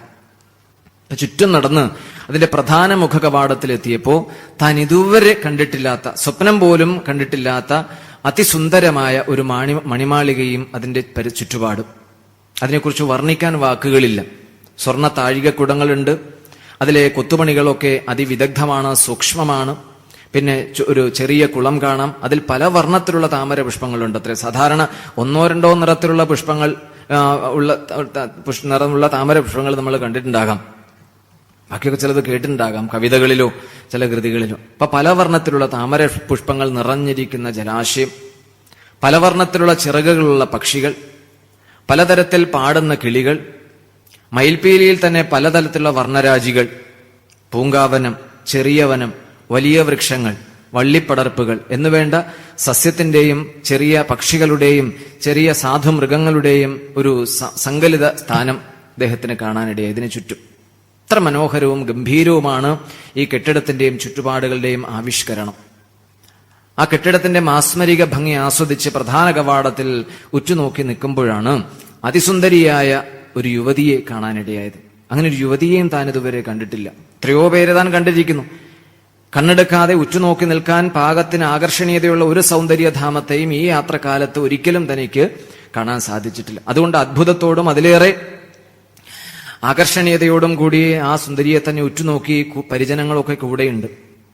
അപ്രതീക്ഷിതമായ ഒരു മനുഷ്യനെ ഈ കവാടത്തിൽ കണ്ടപ്പോ, പ്രധാന മുഖ കവാടത്തിൽ കണ്ടപ്പോ യുവതി അദ്ദേഹത്തെ അകത്തേക്ക് ക്ഷണിച്ചു, മാടി വിളിച്ചു, അല്പമൊന്ന് സംശയിച്ചു, അകത്തേക്ക് ചെന്നു, പൂമുഖത്തേക്ക് സ്വീകരിച്ചു, ഇരിക്കാൻ പറഞ്ഞു, ഇരുന്നു. അദ്ദേഹം ഈ കൊട്ടാരത്തിന്റെ ദൃശ്യഭംഗിയിൽ അത്ഭുത സ്തബ്ധനായിരിക്കുകയാണ്. അതുപോലെ കെട്ടിടത്തിന്റെ ഉടമസ്ഥയായ സൗന്ദര്യധാമത്തെ കണ്ട് അതിലേറെ വികാരപരവശനായിരിക്കുന്ന മറ്റൊരു മനോഭാവം. അപ്പൊ അദ്ദേഹത്തിന്റെ മുഖത്തിൽ അതെല്ലാം തെളിഞ്ഞു വരുന്നുണ്ട്, മാറി മാറി മിന്നി തിളങ്ങുന്നുണ്ട്. ഇതൊക്കെ കണ്ടിട്ടായിരിക്കാം ഈ യുവതി ചോദിച്ചു, അങ്ങ് ആരാണ്, എവിടെ നിന്നാണ് വരുന്നത്, എന്താ വിശേഷം, ഇവിടെ വന്നതിന് എന്തെങ്കിലും പ്രത്യേകമായ ആവശ്യം അഥവാ ഉദ്ദേശമുണ്ടോ എന്നൊക്കെ അറിയാനുള്ള ഒരു താല്പര്യം ചോദ്യരൂപത്തിൽ അവതരിപ്പിച്ചു. അപ്പൊ ചോദ്യം എല്ലാം കേട്ട് കഴിഞ്ഞപ്പോ അദ്ദേഹം മറുപടി പറഞ്ഞു, എന്റെ പേര് പുരഞ്ജനൻ എന്നാണ്. ഞാൻ കുറേ കാലമായി ഈ സഞ്ചാരത്തിലാണ്. താമസിക്കാൻ പറ്റിയ ഒരു സ്ഥാനം, അത് സുരക്ഷിതമായിരിക്കണം, സുഖകരമായിരിക്കണം, പരിചരിക്കാൻ ആളുണ്ടായിരിക്കണം. ഞാൻ ഇതൊക്കെ കുറെ അനുഭവിച്ചിട്ടുണ്ട്. പക്ഷെ അതൊന്നും എനിക്ക് പൂർണ്ണമായ തൃപ്തിയോ നിത്യമായ ആനന്ദമോ നൽകിയിട്ടില്ല. അതിനെ പറ്റിയ ഒരു സ്ഥാനം അന്വേഷിച്ചാണ് ഞാൻ ഈ അലച്ചിൽ തുടർന്നുകൊണ്ടേയിരിക്കുന്നത്. അങ്ങനെയുള്ള യാത്രക്കിടയിലാണ് അവിചാരിതമായി ഞാൻ ഇവിടെ വരാനും ഈ കോട്ടയും അതിനുള്ളിലെ കെട്ടിടവും കാണാൻ ഇടയായത്, സുന്ദരിയെ ഭവതിയെ കണ്ടുമുട്ടാനിടയായത്. അപ്പൊ തന്റെ സ്ഥിതിഗതികളൊക്കെ അദ്ദേഹം സുന്ദരിയോട്, ആ യുവതിയോട് പറയുകയുണ്ടായി. അപ്പൊ തന്നെക്കുറിച്ച് പറഞ്ഞു കഴിഞ്ഞപ്പോൾ സ്വാഭാവികമായും മറുഭാഗത്തെക്കുറിച്ച് അറിയാനുള്ള ഒരു ത്വര അല്ലെങ്കിൽ ഒരു അന്വേഷണ ചിന്ത അദ്ദേഹത്തിൽ ഉണ്ടായിട്ടുണ്ടാകും തീർച്ചയായും. എന്താണ്, ആരാണ് ഭവതി, എന്താണ് പേര്, ഈ കൂടെയുള്ളവരൊക്കെ ആരാണ്, അച്ഛനമ്മമാരെവിടെ, ഇങ്ങനെ ആ യുവതിയെക്കുറിച്ച് അറിയാനുള്ള ഒരു താല്പര്യം അദ്ദേഹം അറിയിക്കുകയുണ്ടായി. അപ്പൊ യുവതി പറഞ്ഞു, എനിക്ക് അച്ഛനമ്മമാരെ കുറിച്ച് അറിയില്ല, ഞാൻ അവരെ കണ്ടിട്ടേ ഇല്ല. പിന്നെ എന്റെ കുറെ സ്ത്രീജനങ്ങളെ കണ്ടല്ലോ, അവരാണ് എന്നെ സഹായിക്കുന്നത്, എന്നെ സംരക്ഷിക്കുന്നത്, എനിക്ക് വേണ്ട എല്ലാ കാര്യങ്ങളും ചെയ്തു തരുന്നത് ഈ ദാസ്യവൃന്ദമാണ്. പിന്നെ അങ്ങ് കണ്ടില്ല എന്നോടൊപ്പം 5 തലയുള്ള സർപ്പത്തെ. ഈ 5 തലയുള്ള സർപ്പം എപ്പോഴും ഈ ഗോപുര വാടത്തിൽ കൂടി ഇങ്ങനെ കറങ്ങിക്കൊണ്ടേയിരിക്കും, ചുറ്റി സഞ്ചരിച്ചുകൊണ്ടേയിരിക്കും. അത് ഞാൻ ഉറങ്ങുമ്പോഴും ഉണർന്നിരിക്കുമ്പോഴും ആ സർപ്പത്തിന്റെ സഞ്ചാരം നടന്നുകൊണ്ടേയിരിക്കും. അതുകൊണ്ട് ഞാൻ സുരക്ഷിതയാണ്. മറ്റൊന്നിനെയും അനുവാദമില്ലാതെ അകത്തേക്ക് കടത്തിവിടാതെ എന്നെ സംരക്ഷിക്കുന്ന ഈ സർപ്പമാണ് എന്റെ ജീവിതത്തിൽ പ്രധാനമായ ഒരു സംരക്ഷണ കവചം നിർമ്മിച്ചിട്ടുള്ളത്. ശരി, അപ്പൊ ഇവിടെ എത്ര കാലമായി താമസം, അതിനെക്കുറിച്ചൊന്നും എനിക്ക് പറയാൻ വാക്കുകളില്ല. എത്ര കാലമായി എന്ന് ചോദിച്ചാൽ അത് പറയാൻ എനിക്ക് വാക്കുകളില്ല. അപ്പൊ ഇത്രയും തന്നെക്കുറിച്ച് അറിയാനുള്ള ആകാംക്ഷ പ്രകടിപ്പിച്ചുകൊണ്ട് ചോദ്യങ്ങളൊക്കെ ചോദിച്ചപ്പോൾ ആ രാജ്ഞി അല്ലെങ്കിൽ ആ യുവതി ചോദിച്ചു, എന്തേ ഇവിടെ എന്നോടൊപ്പം താമസിക്കാൻ അങ്ങേക്ക് താല്പര്യം തോന്നുന്നുണ്ടോ? ഇതൊക്കെ കേട്ടപ്പോ ഈ ഗംഭീരമായ സൗകര്യങ്ങൾ, പരിചരണത്തിലുള്ള ആൾക്കാർ, യാതൊരു ചെലവുമില്ലാത്ത സുഖവാസ സ്ഥാനം, ഇതുവരെ കണ്ടിട്ടില്ലാത്ത അത്യപൂർവമായ ദൃശ്യാനുഭൂതി പകരുന്ന രംഗവിധാനം, ഇതൊക്കെ കണ്ടാൽ ഏത് മനുഷ്യനാ പ്രത്യേകിച്ച് ആ യുവതി താമസിക്കാൻ താല്പര്യമുണ്ടോ എന്ന് ചോദിച്ചാൽ ഇല്ല എന്ന് മറുപടി പറയുക. ലോകത്തൊരാളും ചെയ്യുമെന്ന് തോന്നുന്നില്ല. അപ്പൊ ശരി, സമ്മതം മൂളി അവർ ഒരുമിച്ച് അവിടെ താമസിക്കാൻ തീരുമാനിച്ചു. അപ്പൊ ഇവിടെ ഒരു സാങ്കേതിക പ്രശ്നമുണ്ട്. ഇവര് വിവാഹം ചെയ്ത് കുടുംബ ജീവിതത്തിലായിരിക്കണം, അല്ലാണ്ട് ഒരു യുവതിയും ഒരു പുരുഷനും കൂടി ഒരു ഗൃഹത്തിൽ താമസിച്ചാൽ പിന്നീട് നിയമപ്രശ്നങ്ങളൊക്കെ ഉണ്ടാകാൻ സാധ്യതയുണ്ട്. അതുകൊണ്ട് വിവാഹം നിയമാനുസൃതമായി വിവാഹം ചെയ്യണം. ഇവിടെ വിവാഹം കഴിക്കുമ്പോൾ, ഈ വിവാഹ ക്ഷണപത്രിക അടിക്കുമ്പോൾ വരന് പേരുണ്ട് പുരഞ്ജനൻ, വധുവിന് ഡാഷ് പേരില്ല, അല്ലെങ്കിൽ എക്സ്, ഇങ്ങനെയൊന്നും പറയാൻ പറ്റില്ല ലോക നടപടിക്രമം അനുസരിച്ച്. അപ്പൊ വരന്റെ പേര് പുരഞ്ജനൻ. അപ്പൊ തീർച്ചയായിട്ടും വധുവിന് ചേർന്ന അല്ലെങ്കിൽ ചേർച്ചയുള്ള പേരെന്തായിരിക്കും? അപ്പൊ നമ്മുടെ നാട്ടിൻപുറങ്ങളിലൊക്കെ കണ്ടില്ലേ പഴയകാലത്ത് ദമ്പതിമാരെ, സമാന നാമധാരികളായ ദമ്പതിമാര്. അപ്പൊ ഭർത്താവിന്റെ പേര് തങ്കപ്പൻ, അപ്പൊ ഭാര്യയ്ക്ക് ചേർന്ന പേരെന്തായിരിക്കും? തങ്കപ്പനും തങ്കമ്മയും, രാജപ്പനും രാജമ്മയും, പൊന്നപ്പനും പൊന്നമ്മയും. ഇങ്ങനെയുള്ള പേരിൽ ഒരു അനുരൂപതയുള്ള ദമ്പതിമാരെ അപൂർവമായിട്ടെങ്കിലും നിങ്ങൾ കണ്ടിട്ടുണ്ടാകും, ഇപ്പൊ കേട്ടിട്ടുണ്ടാകും. അപ്പൊ ഭർത്താവിന്റെ പേര് പുരഞ്ജനൻ, അപ്പൊ ഭാര്യയ്ക്ക് ചേർന്ന പേര് പുരഞ്ജനി. അപ്പൊ പുരഞ്ജനിയും പുരഞ്ജനനും കൂടി അവിടെ താമസം ആരംഭിച്ചു. ഇതുവരെ ഉണ്ടാകാത്ത മട്ടിലുള്ള ദിവ്യ അനുഭൂതികളും സുഖങ്ങളുമൊക്കെ ആയിരുന്നു അദ്ദേഹത്തിന് ഉണ്ടായത്, പുരഞ്ജന്. അങ്ങനെ ദിവസങ്ങൾ നീങ്ങി, മാസങ്ങൾ കഴിഞ്ഞു. വളരെ പെട്ടെന്ന് നാളുകൾ അല്ലെങ്കിൽ അദ്ദേഹത്തിന്റെ ആയുസ്സും മുന്നേറിക്കൊണ്ടേയിരുന്നു. കുറേ കാലം കഴിഞ്ഞിടയ്ക്ക് അദ്ദേഹം നായാട്ടിന് പോകാനിടയായി പരിവാരസമേതം. നായാട്ട് കഴിഞ്ഞ് മടങ്ങി വരുമ്പോ രാജ്ഞി അതാ മോഹാലസ്യപ്പെട്ട് കിടക്കുന്നു. പരവശയായി, വിളിച്ചിട്ട് അനക്കമില്ല. പിന്നെ മുഖത്ത് വെള്ളമൊക്കെ തിളച്ചുണർത്തി അവര് പറഞ്ഞു, ഞാൻ പേടിച്ചുപോയി, ഇനി തിരിച്ചു വരില്ല എന്നൊക്കെ ഞാൻ വിചാരിച്ചു. അതുകൊണ്ട് ഇനി അങ്ങ് എവിടെ പോയാലും എന്നെ ഉപേക്ഷിച്ചു പോകരുത്, കൂടെ കൊണ്ടുപോകണം. ശരിയെന്നൊക്കെ പറഞ്ഞവരെ സമാധാനിപ്പിച്ചു. കാലം പിന്നെയും നീങ്ങി, അവരുടെ അംഗബലം വർദ്ധിച്ചു, സന്തതി പരമ്പരകളുണ്ടായി. അങ്ങനെ മുന്നേറി അദ്ദേഹത്തിന്റെ ജീവിതം. കുറേ ഇതുവരെ കിട്ടാത്ത അത്രയും ദിവ്യമായ ഭോഗസുഖങ്ങളൊക്കെ അദ്ദേഹം നിരന്തരം ആസ്വദിച്ചുകൊണ്ട് അവിടെ കഴിഞ്ഞുകൂടി. കുറേ കാലം പിന്നിട്ടപ്പോ ചണ്ഡവേഗൻ എന്ന പേരുള്ള ഒരു ഗന്ധർവൻ സൈന്യസമേതം ഈ കോട്ടയെ ആക്രമിക്കാനായി വരികയുണ്ടായി. വിദിഷത്ത് അങ്ങത് കേൾക്കണം. ചണ്ഡവേഗൻ അദ്ദേഹം ആയുധധാരിയായി മാത്രമല്ല സ്ത്രീകളെയും പുരുഷന്മാരെയും ആയുധം നൽകി അവരെ അഭ്യസിപ്പിച്ചായിരുന്നു ഒപ്പം കൂട്ടിയിരുന്നത്. അവരെ ഈ കോട്ടയെ ആക്രമിക്കാൻ വന്നപ്പോ പുരഞ്ജനൻ വെറുതെ ഇരുന്നില്ല. തന്നോടൊപ്പമുള്ള ആൾക്കാർക്ക് ആയുധം നൽകി ചണ്ഡവേഗനെ പ്രതിരോധിക്കാനും അദ്ദേഹത്തെ വധിക്കാനും വേണ്ടി അദ്ദേഹം പുറപ്പെട്ടു. ഗംഭീരമായ യുദ്ധം നടന്നു. ആയുധപ്രയോഗവും ശരവർഷവും വെല്ലുവിളികളും ഒക്കെ അങ്ങനെ ദിവസങ്ങൾ മുന്നോട്ട് നീങ്ങി. ചണ്ഡവേഗ ഗന്ധർവനോടൊപ്പം 365 സ്ത്രീകളും 365 പുരുഷന്മാരും ഉണ്ടായിരുന്നു. അവരാണ് ഈ കോട്ടയെയും പുരഞ്ജന്റെ സൈന്യത്തെയും ആക്രമിച്ചുകൊണ്ടിരുന്നത്. എന്നാൽ പുരഞ്ജനൻ വിട്ടുകൊടുത്തില്ല, അതിശക്തമായി പ്രതിരോധിച്ചു. അങ്ങനെയുള്ള ആക്രമണവും പ്രതിരോധവും നടന്നുകൊണ്ടിരിക്കുമ്പോഴാണ് കുറേ കഴിഞ്ഞപ്പോ യവനൻ എന്നു പേരുള്ള യവനരാജ്യത്തിന്റെ അധിപൻ മറുഭാഗത്ത് ആക്രമണം അഴിച്ചുവിട്ടത്. ഒറ്റയ്ക്കല്ല, അദ്ദേഹത്തോടൊപ്പം വേറെ ആൾക്കാരുണ്ട്. അപ്പൊ ഒരു ഭാഗത്ത് ചണ്ഡവേഗന്റെ അതിശക്തമായ ആക്രമണം നടന്നുകൊണ്ടിരിക്കെ മറുഭാഗത്തുണ്ടായ ആക്രമണം പുരഞ്ജനനെ തെല്ലൊന്നും ഞെട്ടിച്ചു. എങ്കിലും അദ്ദേഹം വെറുതെ ഇരുന്നില്ല. തന്നോടൊപ്പമുള്ള സേനയെ രണ്ടായി പകുത്ത് ഒരു കൂട്ടരെ ചണ്ഡവേഗനെ തുരത്താനും മറുഭാഗത്തെ യവനനെ തോൽപ്പിക്കാനും വേണ്ടി നിയോഗിച്ചു. മാറി മാറി രണ്ടു കൂട്ടർക്കും വേണ്ട നിർദ്ദേശങ്ങളും ആജ്ഞകളും നൽകിക്കൊണ്ടിരുന്നു. അങ്ങനെ ആ യുദ്ധം കൊടുമ്പിരി കൊണ്ടു. അതിശക്തമായ ആക്രമണവും പ്രത്യാക്രമണവും അങ്ങനെ ദിവസം പ്രതി വർദ്ധിച്ചു വന്നു. ഒരു ഭാഗത്ത് ചണ്ഡവേഗനും മറുഭാഗത്ത് യവനനും ആക്രമണം അഴിച്ചുവിട്ട് ഇപ്പോഴാണ് മൂന്നാമതൊരാൾ ഈ പുരഞ്ജനന്റെ പിന്നാലെ കൂടിയത്. കാലകന്യക എന്നാണ് അവളുടെ പേര്. എന്തിനാ വന്നത്? പ്രണയാഭ്യർത്ഥനയുമായിട്ട്. എന്നെ കല്യാണം കഴിക്കാമോ? ഒരു കല്യാണം കഴിച്ചതിന്റെ കേട് തീർന്നിട്ടില്ല. അപ്പോൾ എന്നെ കല്യാണം കഴിക്കാമോ എന്നുള്ള ഒരു ചോദ്യവും അല്ലെങ്കിൽ അഭ്യർത്ഥനയുമായിട്ടാണ് ഈ കാലകന്യക പിന്നാലെ കൂടിയത്. ഒന്നേ നോക്കൂ, രണ്ടാമതൊന്നും നോക്കില്ല. എന്താ കാരണം? ആ കാരണം വെറുതെ അല്ല രണ്ടാമത് നോക്കാതിരിക്കാൻ കാരണം, നമ്മൾ ഈ മിസ് യൂണിവേഴ്സ് ഐശ്വര്യ റായ്, സുസ്മിത സെൻ, പാർവതി ഓമനക്കുട്ടൻ, ഇതപ്പോ കഴിഞ്ഞ മത്സരങ്ങളൊക്കെ കാണാറുണ്ട്. സൗന്ദര്യത്തിന് മിസ് യൂണിവേഴ്സ് പെട്ടെന്ന് നൽകുന്ന മത്സരവും അംഗീകാരവും ഒക്കെ ആണതെങ്കിൽ വൈരൂപ്യത്തിന് ഒരു മിസ് യൂണിവേഴ്സ് പെട്ടെന്ന് നൽകിയാൽ അത് ആദ്യം കിട്ടുന്നത് കാലകന്യക്കായിരിക്കും. അതുകൊണ്ടാണ് ഒന്നേ നോക്കൂ രണ്ടാമതൊന്നുകൂടി നോക്കില്ല എന്ന് പറഞ്ഞത്. അത്രയ്ക്ക് വിരൂപയാണ്. ആ അറപ്പുളവാക്കുന്ന രൂപത്തിനുടമയാണ് എന്നെ കല്യാണം കഴിക്കാമോ എന്ന് ചോദിച്ച് പിന്നാലെ നടക്കണം. നോക്കാൻ തന്നെ അറയ്ക്കുന്ന ആളെ എങ്ങനെയാ കൂടെ കൊണ്ടു നടക്കുക? പറ്റില്ല എന്നൊക്കെ പറഞ്ഞു. അവരെ മാറ്റി നിർത്താനൊക്കെ ശ്രമിച്ചുവെങ്കിലും അതൊന്നും വിജയം കണ്ടില്ല. അവർ പിന്നാലെ കൂടി ഇങ്ങനെ പറഞ്ഞുകൊണ്ടേയിരുന്നു. അപ്പൊ ഒരു ഭാഗത്ത് ചണ്ഡവേഗനും മറുഭാഗത്ത് യവനനും, പിന്നിൽ കാലകന്യകയുടെ തുടർച്ചയുള്ള സമീപനവുമായി അദ്ദേഹം വല്ലാതെ വിഷമിച്ചു, പൊറുതിമുട്ടി. ഇനി അല്പം പോലും ഇതിനുള്ളിൽ താമസിക്കാൻ ശരിയാകില്ല എന്നുള്ള ചിന്ത അദ്ദേഹത്തിന് ദിവസം പ്രതി ശക്തമായി കൊണ്ടിരുന്നു. ഇങ്ങനെ പിടിച്ചു നിൽക്കാൻ പ്രയാസമാണ്. തന്നോടൊപ്പമുള്ള സൈന്യത്തിന്റെ ശേഷി, ആയുധബലമൊക്കെ നഷ്ടപ്പെട്ടു. എതിരാളികൾ ശക്തി പ്രാപിക്കുന്നു. അവരുടെ ആക്രമണത്തിന് മുമ്പിൽ പിടിച്ചു നിൽക്കാൻ സാധിക്കുന്നില്ല. ആത്മവിശ്വാസം ദിനം പ്രതി നഷ്ടപ്പെടുന്നു. എല്ലാ തരത്തിലും പരാധീനനായിക്കൊണ്ടിരിക്കുന്നു താൻ ദിവസം ചെല്ലുന്തോറും. ഈ ഒരു യാഥാർത്ഥ്യം പുരഞ്ജനൻ തിരിച്ചറിഞ്ഞു. ഇനി ഇവിടെ നിൽക്കുന്നത് ഉചിതമല്ല എന്ന് പൂർണ്ണമായി ബോധ്യപ്പെട്ട അവസരത്തിൽ രാജ്ഞിയോടോ മറ്റുള്ളവരോടോ പോലും ആലോചിക്കാതെ, അവരുടെ അനുവാദത്തിന് കാത്തു നിൽക്കാതെ ഒരു ഗോപുരദ്വാരം തള്ളിത്തുറന്ന് രക്ഷപ്പെട്ടു. അങ്ങനെ കുറെ സഞ്ചരിച്ചു. വീണ്ടും ഇത് തന്നെയാ, പല സ്ഥലത്തും ചെല്ലും, പല സ്ഥലത്തും താമസിക്കും. പോയി വിദേഹ രാജ്യത്ത് ചെല്ലാനിടയായി. അവിടെ ഒരു രാജകുമാരിയെ കണ്ടു, അവരുമായി പരിചയപ്പെട്ടു, അവിടെയും ജീവിതം ആരംഭിച്ചു. അങ്ങനെ ജീവിക്കുന്ന കാലത്താണ് ശത്രു രാജാക്കന്മാരുടെ ആക്രമണത്തിൽപ്പെട്ട് മരിക്കാനിടയായത്. ആ മൃതദേഹവും താങ്ങി രാജ്ഞി ചുടലക്കാട്ടിലെത്തി. മൃതദേഹം വയ്ക്കാനുള്ള ചിതയൊരുക്കി. മൃതദേഹം അതിനു മുകളിൽ വെച്ചു. ചിത കൊളുത്തേണ്ട താമസം. എന്തെല്ലാം വിലാപങ്ങളാ രാജ്ഞിയുടെ വായിൽ നിന്ന് പുറത്തേക്ക് വന്നത്.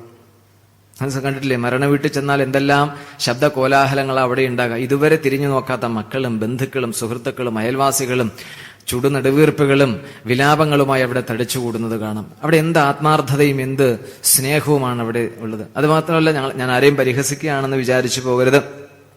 വിലപിക്കുമ്പോ സ്നേഹസമ്പന്നനായ ഭർത്താവോ അല്ലെങ്കിൽ പ്രേമസ്വരൂപിണിയായ ഭാര്യയോ ഒക്കെ ഒപ്പമുണ്ടായിരുന്നവർ കാലേവനയ്ക്കുള്ളിലേക്ക് മറഞ്ഞു പോകുമ്പോൾ അതിന്റെ അവശിഷ്ടത്തെ നോക്കി, അതായത് മൃതദേഹത്തെ നോക്കി ഉച്ചത്തിൽ കരയും. ആരെ ഓർത്തിട്ടായി വിലപിക്കണത്? ആരെ ചൊല്ലിയായി നിലവിളിക്കണത്? ശ്രദ്ധിച്ചിട്ടുണ്ടോ ആ വിലാപത്തിന്റെ പൊരുള്? നിലവിളിക്കുമ്പോ ആരെ ചൊല്ലിയ? എനിക്കിനി ആരുണ്ടോ എന്ന് ചോദിച്ചിട്ടാണ് കരയണത്. അല്ലാതെ പോയാളെ ചൊല്ലിയല്ല. ആ പോയാള് മൂലം എനിക്കുണ്ടായ നഷ്ടം സഹിക്കാൻ പറ്റാത്തതിന്റെ പേരിൽ അതൊരു വികാരപ്രകടനമായി അവതരിപ്പിക്കുന്നതല്ലാതെ ആത്മാർത്ഥമായിട്ട് ആർക്കുണ്ട് ആരോട് സ്നേഹം ഈ ലോകത്ത്? നമ്മളൊന്ന് ചികഞ്ഞു നോക്കുമ്പോൾ, പരിശോധിച്ച് നോക്കുമ്പോൾ ആ യാഥാർത്ഥ്യം നമുക്കൊക്കെ ബോധ്യമാകും. പക്ഷെ ആ ബോധ്യപ്പെടലിനപ്പുറത്തേക്ക് പ്രപഞ്ചത്തിന്റെ മാസ്മരിക സംവിധാനങ്ങളും അജ്ഞാനത്തിന്റെ അതിതീക്ഷ്ണതയും നമ്മെ വലയം ചെയ്യുമ്പോൾ ഈ യാഥാർത്ഥ്യത്തിന് പകിട്ട് കുറയുകയോ പ്രസക്തി കുറയുകയോ ചെയ്യും. അതാണ് സംഭവിച്ചുകൊണ്ടിരിക്കുന്നത് ജീവിതത്തിൽ. ഇപ്പൊ നോക്കൂ, 10-20 വർഷക്കാലം പരിപാലിച്ചു വളർത്തിയ ഒരു പെൺകുട്ടിയെ, അവൾക്ക് അറിവ് നൽകി, വസ്ത്രം നൽകി, ആഭരണം നൽകി, പണം നൽകി, ആരോഗ്യം നൽകി, സ്നേഹം നൽകി, വാത്സല്യം നൽകി, എല്ലാം നൽകി. അപ്പൊ എത്ര കാലത്തെ അറ്റാച്ച്മെന്റ് അല്ലെങ്കിൽ ബന്ധം ഉണ്ടാകണം ഈ മാതാപിതാക്കളോട് ആ പെൺകുട്ടിക്ക്? ചിന്തിച്ചു നോക്കണം. 20 വർഷത്തെ അതിശക്തമായ ബന്ധം, ഇത് മാനസിക ബന്ധമോ വൈകാരിക ബന്ധമോ ആകാം, ഉണ്ടാകേണ്ടതാണ് ഈ അമ്മയും മകളും അല്ലെങ്കിൽ അച്ഛനും മകളും അല്ലെങ്കിൽ മാതാപിതാക്കളും കുട്ടികളും തമ്മിൽ. ഈ ബന്ധത്തിന് കനം കുറയാൻ അല്ലെങ്കിൽ അതിന് മുറിവ് സംഭവിക്കാൻ എത്ര കാലം അല്ലെങ്കിൽ എത്ര നിമിഷം വേണം? നോക്കൂ, മകളുടെ ഭാവി ജീവിതം സുരക്ഷിതമായിരിക്കാൻ, അവൾക്ക് എപ്പോഴും സന്തോഷം നൽകാൻ വേണ്ടി ഒരു കുടുംബജീവിതം വിഭാവനം ചെയ്ത് അതിന് യോഗ്യതയുള്ള ആളെ കണ്ടെത്തി ഭാവി ജീവിതത്തിന് വേണ്ട എല്ലാ സൗകര്യങ്ങളും ഒരുക്കി നാട്ടുകാരെ മുഴുവൻ അറിയിച്ച് ബന്ധുക്കളെ മുഴുവൻ ക്ഷണിച്ച് വിഭവസമൃദ്ധമായ സദ്യ തയ്യാറാക്കി അത്യാഡംബരത്തോടുകൂടി കല്യാണത്തിന് വേണ്ട കോപ്പുകൾ കൂട്ടും മാതാപിതാക്കൾ. ഇതൊക്കെ ആ മകളോടുള്ള സ്നേഹവും വാത്സല്യവും കൊണ്ടാണ്. തിരിച്ചപ്പോ എത്രമാത്രം ഒരു പ്രതിബദ്ധത അല്ലെങ്കിൽ ഒരു സ്നേഹത്തിന്റെ ഒരു ബന്ധം അവിടെ ഉണ്ടാകും തീർച്ചയായിട്ടും. അതിനെ തെളിവ് താൻ പിന്നാലെ പറയാം. അപ്പൊ അത് കഴിഞ്ഞ് കല്യാണ ചടങ്ങുകളൊക്കെ കഴിഞ്ഞു, സദ്യവട്ടങ്ങളൊക്കെ കഴിഞ്ഞ് എല്ലാവരും ആശംസകൾ അറിയിച്ച് മടങ്ങിപ്പോയി. വിവാഹ സമ്മാനങ്ങളൊക്കെ വാരി വണ്ടിയിൽ നിറച്ച് മടങ്ങാനുള്ള തയ്യാറെടുപ്പുകളൊക്കെ ആയി കഴിഞ്ഞു. എല്ലാവരും വന്നവരൊക്കെ സദ്യയുണ്ട്, ഹായ്, ഇനി നിങ്ങളായി, നിങ്ങളുടെ പാടായി എന്ന് പറഞ്ഞവരൊക്കെ മടങ്ങിപ്പോവുകയുണ്ടായി. അവസാനം വരന്റെ ഗൃഹത്തിലേക്ക് പോകാനുള്ള തയ്യാറെടുപ്പുകളൊക്കെയായി. അവശ്യ സാധനങ്ങളൊക്കെ പെട്ടിയിലാക്കി കാറുടെ ഡിക്കിയിലും മുകളിലൊക്കെ വാരിക്കെട്ടി വെച്ചു. എല്ലാം കഴിഞ്ഞു, ഒരുക്കങ്ങളൊക്കെ കഴിഞ്ഞു. പോകാനുള്ള മുഹൂർത്തം ജ്യോത്സ്യൻ നിശ്ചയിച്ചതനുസരിച്ച് അതിനുള്ള ഒരുക്കങ്ങളും വേഷവിധാനങ്ങളും വസ്ത്രധാരണവും ഒക്കെ ആയി കഴിഞ്ഞു.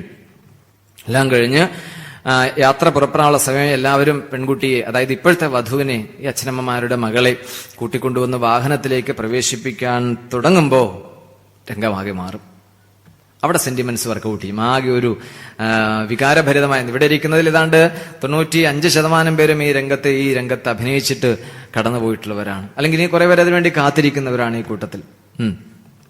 നോക്കൂ, ആ വികാരപ്രകടനം, വിയോഗം മൂലമുണ്ടാകുന്ന ദുഃഖം അവിടെ പ്രകടിപ്പിക്കണം. അപ്പൊ അതാണ് തെളിവ്. നേരത്തെ ഇത്രയും കാലം സംരക്ഷിച്ച മാതാപിതാക്കളെ വേർപിരിഞ്ഞു പോകുന്നതിലുള്ള ദുഃഖമോ അല്ലെങ്കിൽ സങ്കടമോ ആണ് അവിടെ പ്രവാഹമായി കണ്ണീരായി പ്രകടീഭവിക്കുന്നത്. ഇല്ലാന്നൊന്നും പറയണില്ല, അതായിക്കോട്ടെ. പക്ഷെ ആ ദുഃഖം അല്ലെങ്കിൽ ആ വിയോഗം മൂലമുണ്ടായിരിക്കുന്ന മനസ്സിന്റെ ഈ അല്പകാലത്തേക്കുള്ള അസ്വസ്ഥത എത്ര കാലം നിലനിൽക്കും? ഉദാഹരണം കൂടി ചൂണ്ടിക്കാണിക്കാം. വിവാഹം കഴിഞ്ഞു, വരന്റെ ഗൃഹത്തിൽ താമസം ആരംഭിച്ചു, ഇതുവരെ കണ്ടിട്ടില്ല വീട്. ഇന്നത്തെ കാലത്തെ കാര്യമല്ല, ഒരു 10-20 വർഷം മുമ്പുള്ള കഥയാണേ പറയണത്. നേരത്തെ ആ വീട്ടിൽ പോയിട്ടില്ല, അവിടെയുള്ള ആൾക്കാരെ കുറിച്ച് പറഞ്ഞു കേട്ട അറിവ് മാത്രമേ ഉള്ളൂ, അവിടെയുള്ള സാഹചര്യങ്ങളെ കുറിച്ചുള്ള വർണ്ണനകൾ മാത്രമേ കേട്ടിട്ടുള്ളൂ, മറ്റ് ഒരാളുടെ വാഗ്ദാനങ്ങൾ മാത്രമേ ഇതുവരെ ഞാൻ ശ്രദ്ധിച്ചു. ഇതെല്ലാം കഴിഞ്ഞ് ആ യാഥാർത്ഥ്യ ലോകത്ത് ചെന്ന താമസം, ജീവിതം ആരംഭിച്ചു, ഇതിനൊക്കെ അഭിമുഖീകരിച്ചു. അങ്ങനെ ഇരിക്കുമ്പോഴാണ് പെട്ടെന്നൊരു ഫോൺ കോൾ.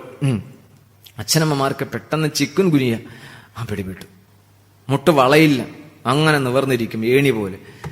അപ്പോൾ പരിചയത്തിലുള്ള ഡോക്ടർ വന്ന് പരിശോധിച്ചു കഴിഞ്ഞാൽ വളരെ അപകടമാണ്, ഗുരുതരമാണ് ഇത് വെച്ചുകൊണ്ടിരുന്നാൽ, അതുകൊണ്ട് എത്രയും പെട്ടെന്ന് ഹോസ്പിറ്റലൈസ് ചെയ്യണം, ആരെങ്കിലും സഹായത്തിനായി ഒപ്പം ഉണ്ടാകണം, ഇല്ലെങ്കിൽ സംഗതി ഗുരുതരമാകും, ഇത് ഒരിക്കലും മാറാത്ത ഒരു തീരാവ്യാധിയായി മാറുമെന്നൊക്കെ പറഞ്ഞു ഡോക്ടർ കുറച്ച് ഭയപ്പെടുത്തി.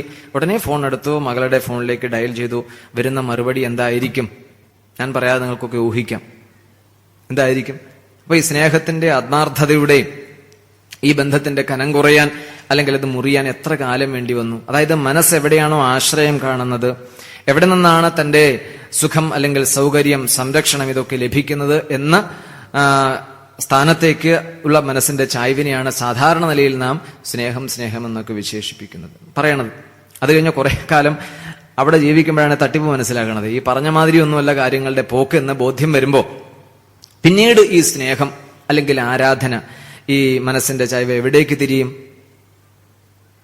എവിടേക്ക് തിരിയും? എങ്ങോട്ടും തിരിയില്ലേ? പിന്നെ മക്കളിലേക്ക് തിരിയും.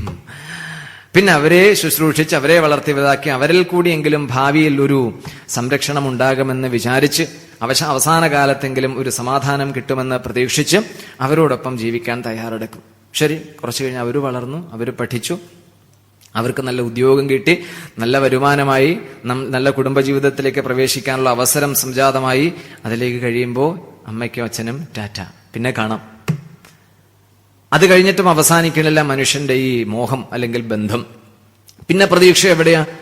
പിന്നെ മക്കളിലില്ല. ആ പ്രതീക്ഷ നഷ്ടപ്പെട്ടു എന്ന് തിരിച്ചറിവുണ്ടാകുമ്പോൾ പിന്നീടും അതിൽ നിന്ന് വിരമിക്കാനല്ല, വീണ്ടും അടുത്ത പടിയിലേക്ക് കിടക്കുകയാണ്. ഈ പേരക്കുട്ടികളുടെ മുമ്പിൽ അവരെ നോക്കി വളർത്തിയാൽ അവരുടെയെങ്കിലും ഒരു ഔദാര്യം കൊണ്ട് അവസാന കാലത്ത് ജീവിക്കാമെന്ന പ്രതീക്ഷയോടുകൂടി അവരുടെ മുമ്പിൽ കുരങ്ങുകളിച്ചും അവരുടെ ആട്ടും തുപ്പും തൊഴിയും തെറിയും ഒക്കെ അനുഭവിച്ചും അവഗണന നേരിട്ടും എല്ലാം കടിച്ചമർത്തി സഹിച്ച് ക്ഷമിച്ചു കഴിയും. അവസാന കാലത്തൊരാശ്രയമായി ഇവനോ ഇവളോ ഉണ്ടാകും എന്ന് പ്രതീക്ഷിച്ചു.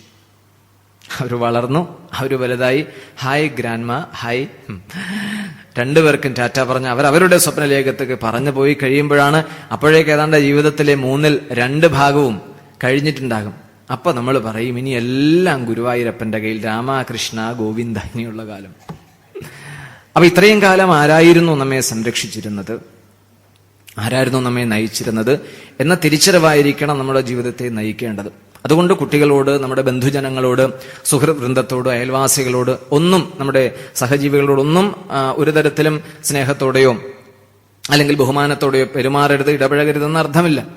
അതിന്റെയൊക്കെ പരിമിതി എത്രത്തോളം ഉണ്ടെന്ന് ബോധ്യപ്പെട്ടുകൊണ്ട് ജീവിക്കുന്നതിനെയാണ് ഇവിടെ വൈരാഗ്യം എന്ന ശബ്ദം സൂചിപ്പിക്കുന്നത്. ഇത് മനസ്സിലാക്കിക്കൊണ്ട് ജീവിക്കണം. അങ്ങനെ ജീവിച്ചാൽ ഏത് നിമിഷവും ഞാൻ തന്നെ എന്റെ ആവശ്യപ്രകാരം സൃഷ്ടിച്ച ശരീരമല്ല, നമ്മുടെ ആവശ്യപ്രകാരമോ നമ്മുടെ രൂപകൽപ്പന അനുസരിച്ചോ ഉണ്ടായ ഒരു ദേഹത്തിലല്ല നാം ഇപ്പോൾ ജീവിക്കുന്നത്. അപ്പൊ ആ ജീവിതം തന്നെ നമുക്ക് വന്നു ചേർന്നതാണ്. അതിനുശേഷം വന്നതാണ് ബാക്കിയുള്ള ബന്ധങ്ങളും ചുറ്റുപാടുകളും എല്ലാം. അതുകൊണ്ട് വന്നതൊക്കെ പോകാനുള്ളതാണ്, അത് പോകുക തന്നെ ചെയ്യും. അത് പ്രകൃതിയുടെ നിയമമാണ്. തന്റെ ശരീരമടക്കം പ്രകൃതിയിലേക്ക് ലയിക്കേണ്ടതാണ്. അതുകൊണ്ട് ശരീരത്തിന് ശേഷമുണ്ടായ ബന്ധങ്ങളും അതുപോലെ തന്നെ തന്നിൽ നിന്ന് വിട്ടുപോകേണ്ടതാണ്.